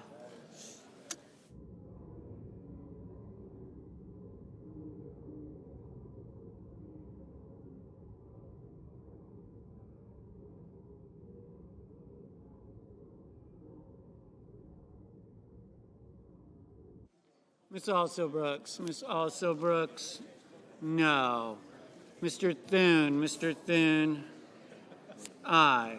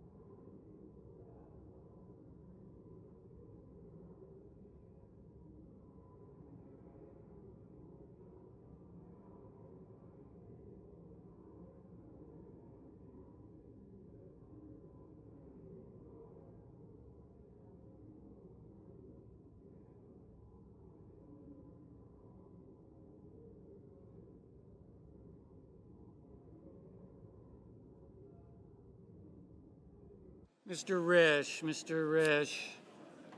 aye.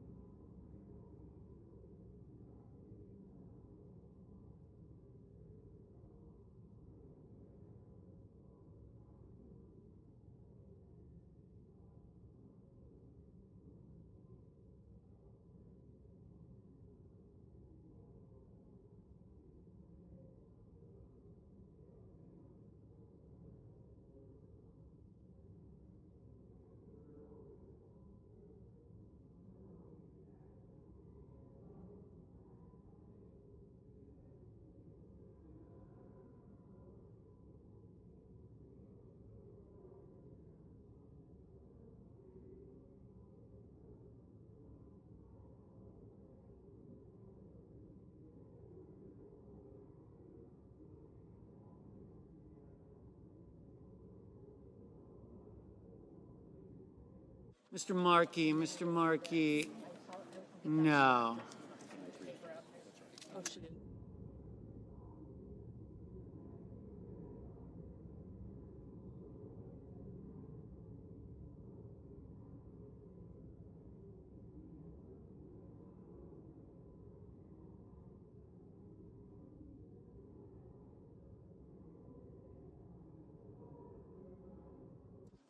Mr. Kramer,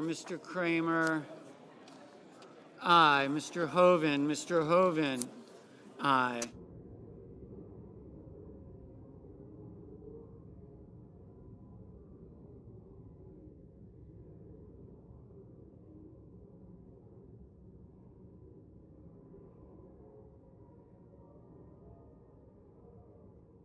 Mr. Hawley, aye. Mr. Curtis, aye. Mr. Warner, no.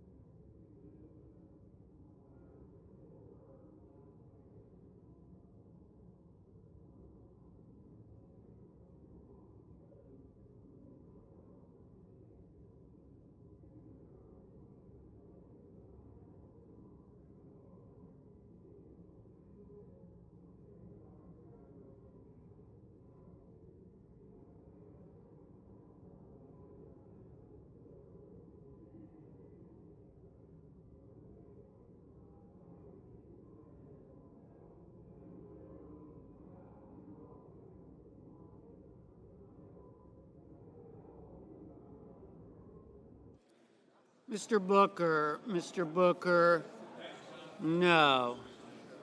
Mr. Schumer, no.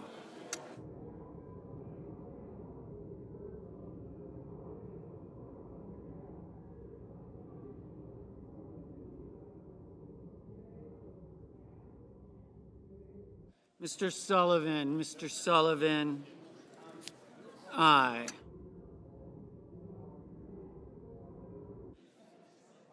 Mr. Hickenlooper, no.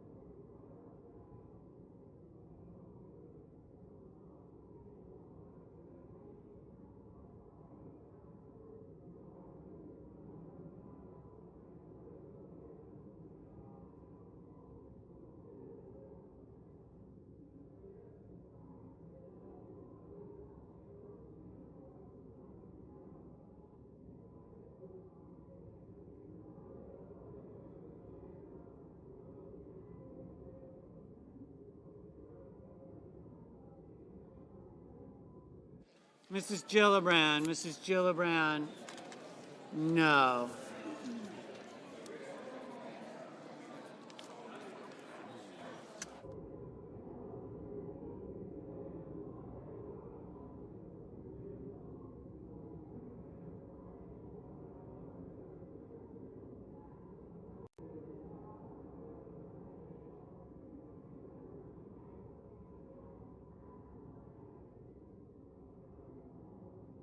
Here we go. Got it.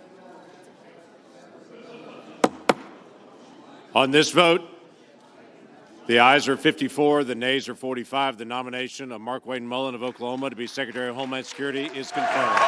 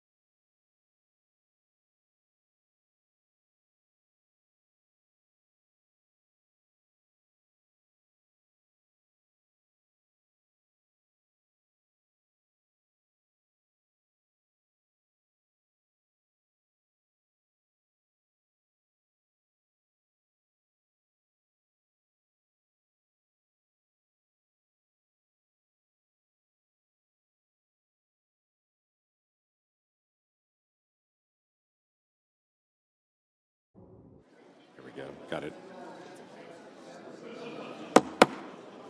On this vote, the ayes are 54, the nays are 45. The nomination of Markwayne Mullin of Oklahoma to be Secretary of Homeland Security is confirmed.